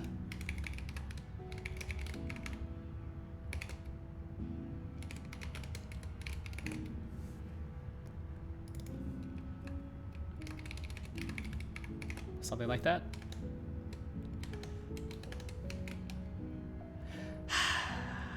All right, we have less things. There's less things here. Now it's only 2 unresolved externals rather than 3. That's good. We're learning. We're making progress. So I should be like losing control of this pointer after I call hello variant. Or actually, if anything, this won't do anything at all.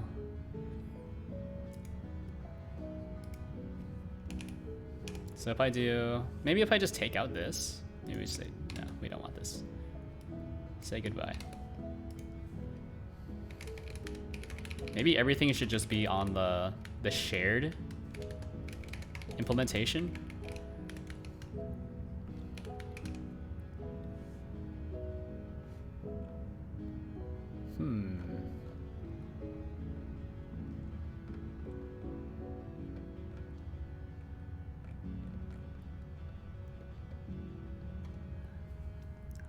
The upgrade card UI to show, then unshow itself. Nice.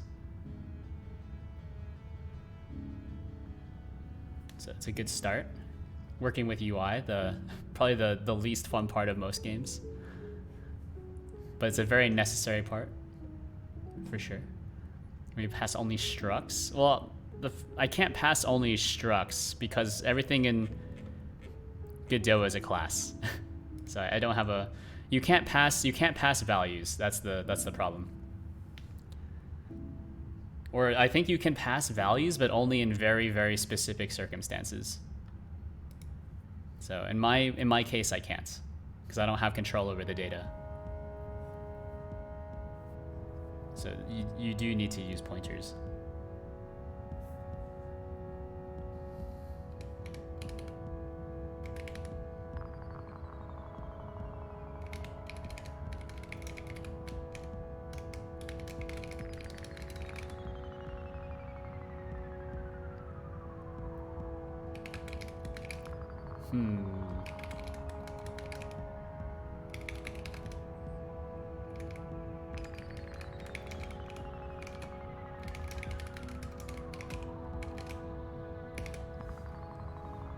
All right, this might be okay.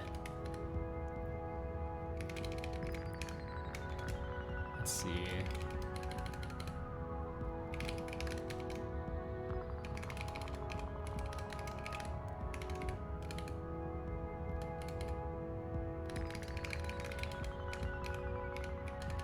Hey.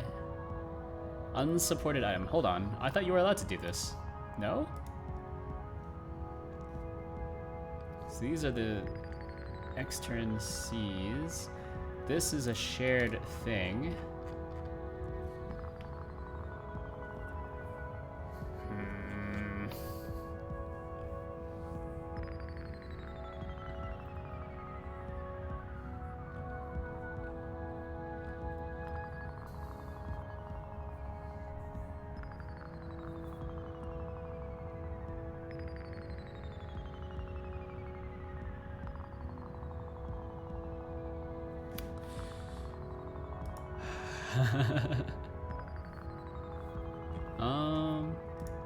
This is David Catamol. So let's look at what you were doing here. What was your C++ thing doing? So thing C, then you had a do thing with shared states. Asking the Discord is an option to the creator if he's there. Well, I'm not actually looking at I'm not looking at this guy's code anymore. I'm trying to figure out this stuff. Yeah. I'm trying to figure out how to pass as always, like the hardest part is just passing data to and from over the FFI. Or it's not even it's not really like an FFI, it's just like pointers. So how does this thing know about the shared thing? Because it's not actually importing. Yeah, it's not even including the MMC graph, unless that's actually defined here. That might be. Oh, this one uses cbindgen. That might be something I want to. I might have to pivot to cbindgen if I can't make this work, but it would be preferable to use CXX, since CXX is a bit newer and it has should give you a bit more control as well. Let me see, CXX. Give me the C++ can call Rust functions with native data types. Rust can call C++ functions with native data types. C++ can call C native. Yeah, I know that. Maybe I shouldn't be looking at this one though.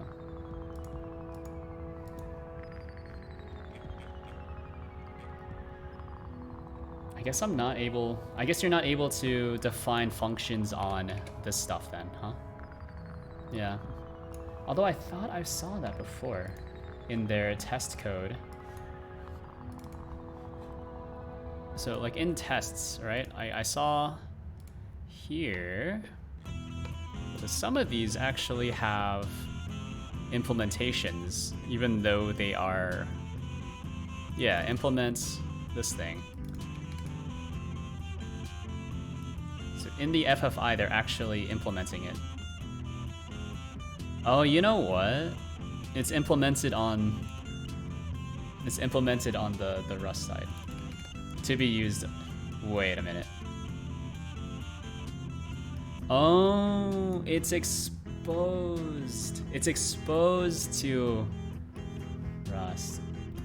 It's exposed to Rust, but it's only accessible via interface. Interesting. So hello variant takes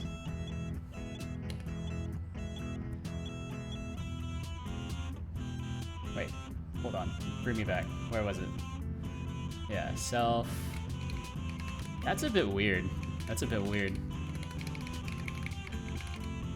And then this gives you back a hello data, I guess. I don't know what this is gonna do though. But I want to see if it'll compile. Variant from nothing. It's that part. It's variants from nothing. That's messing with me. So this should be correct, right? Variant from nothing. It's just a function.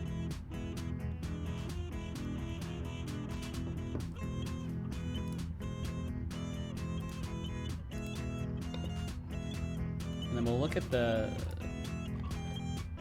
this thing. So these are all the headers.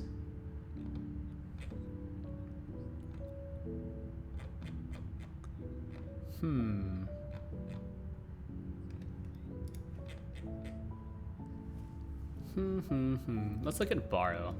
I think borrow is a good one to look at.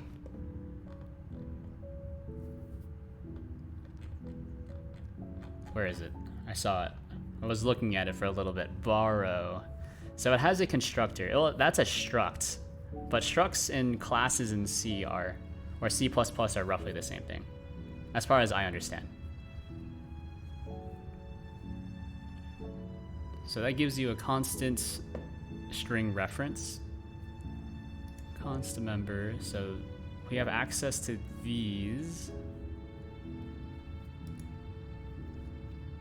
And then I guess they're implemented as well. Borrow. Oh, that's why, I remember now.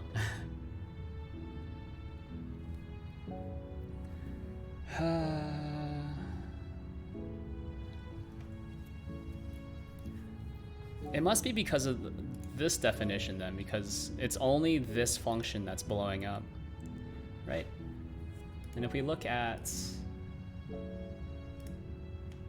this, I mean, it should just be, yeah, unique pointer T. Yeah, these cannot hold opaque Rust types, but these aren't Rust types. This is an opaque C++ type, where opaque C++ type means that I cannot look at the fields, which makes sense.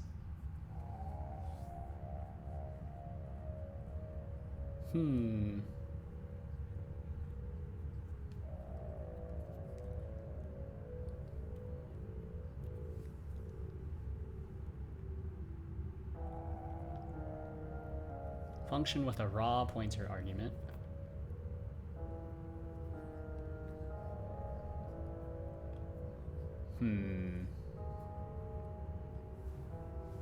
A variant from boolworks? No, none of them work. It's something to do with the pointers. Almost certainly to do with the pointers. But I'm not really sure. Wait, okay, so can a C++ function C++ return reference to object? Sure.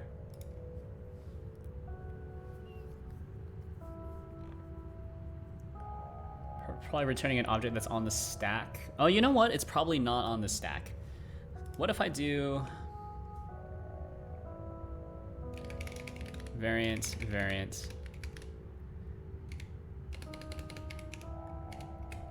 mem new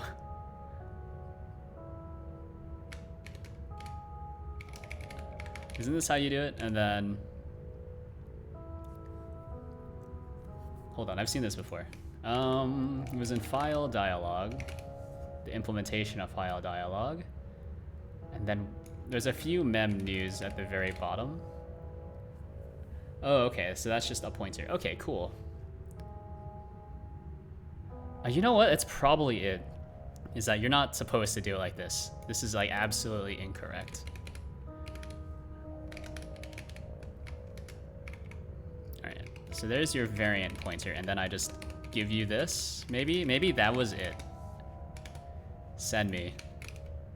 Oh, okay. Well, I thought that was I thought that was it. Variant from nothing, reference and function something. Unresolved symbol variants from nothing. What does unique pointer do? Oh geez. Non-copyable pointer to an object. Sure. God, I hate C++ templates as well.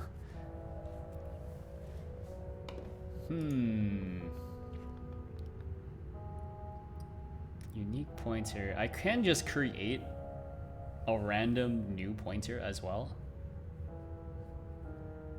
I don't really know what that would do though. So this is not valid, I guess. But this, I mean, this should be correct. Does unique, how do you create a unique pointer? C++ creates unique pointer. Thank you for listening to me talk. How to create unique Microsoft Docs could be a lot worse. What do you got? Example 2, then use them in a vector. Make unique. Oh, this must be like MSVC specific stuff. I'm using standard unique pointer.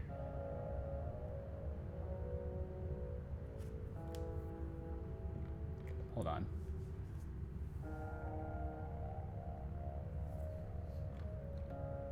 All right. Constructor of unique pointer accepts a raw pointer to an object of type T, so it accepts a pointer. Okay, so that's where I was going wrong. That's good.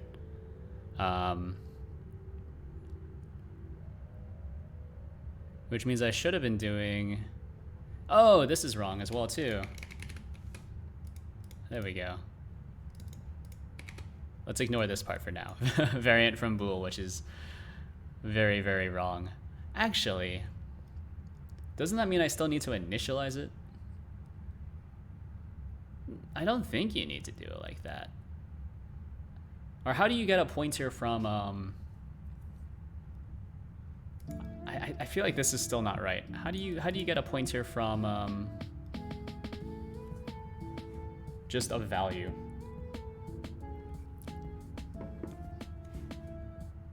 C++, get object as pointer.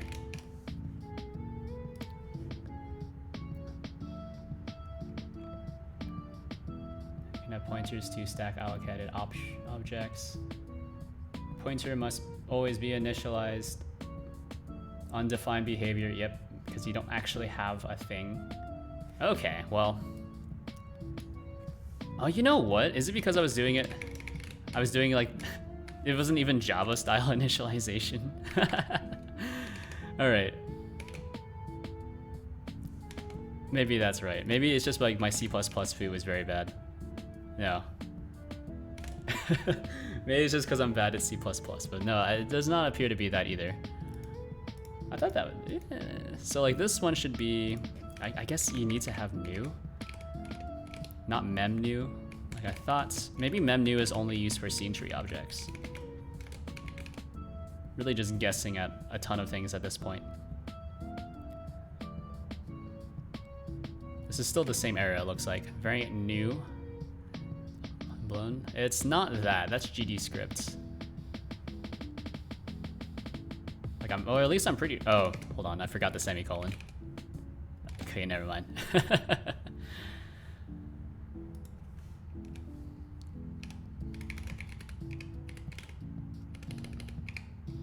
Also, yeah. No such thing as variant new.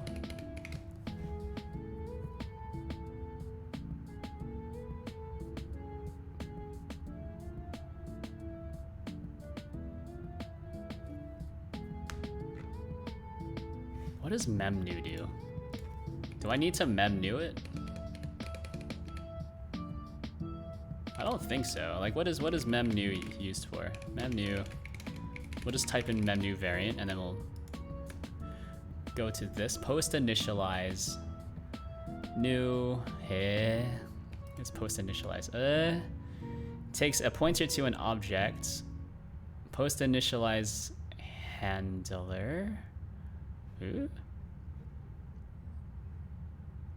Return p object. Post initialize handler. Okay. It's a void pointer. I'm not really sure what that means.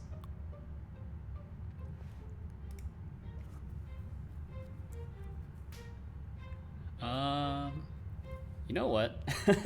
We're gonna call it. We're gonna call it. I thought this would be fairly simple, but I think like even just getting data into and out of Rust is proving to be pretty difficult. Maybe I'll pull this code later off stream and then see if it works. Or if it's even able to compile. You know what, let's pull it right now. That's not hard to do. Since it is technically MIT licensed. So we'll go to git clone Godot component system. Oh, but this one uses a somewhat aggressive build RS, right? Yeah, this one uses a somewhat aggressive build RS. But we'll see. I think this is gonna break as well, since there aren't the includes are kind of wrong, but maybe not. Yeah.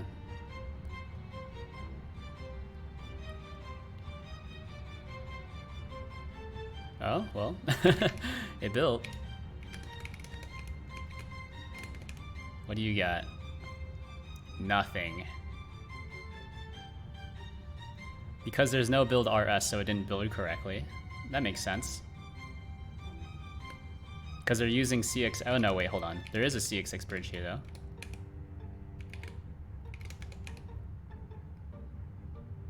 Wait, hold on. No, that's their own CXX bridge. Maybe start over with a clear mind? Yeah, probably. I don't know. I think I need to start a lot simpler, even though this is already pretty simple. Right? Like this is, it's literally just trying to mess with variance, which is the most basic building block of things in Godot. So I'm only able to get things as unique pointers, shared pointers, or references. I don't think I'm able to even get just a random reference. You know what you're facing with? Yeah, I don't know. We'll think about it. I'll think about it. It's still in my head, but yeah. Thanks for tuning in. I'll be live tomorrow from, what day is today? Today's Wednesday, oh man. But I'll be live tomorrow from 9 to 11 p.m. Eastern time, working on something. Probably this, maybe not, we'll see. But yeah, give the channel a follow you in already. There's a Discord, there's a GitHub. Pretty much everything I work on is free and open source. This thing is not yet open source because there's nothing to really open source. But yeah. Nothing yet to open source, but you know, you like what you see? You know, this is open source, this is open source, blah, blah, blah, blah, blah. Yeah, take it easy, Bumdy. Take it easy. Yeah.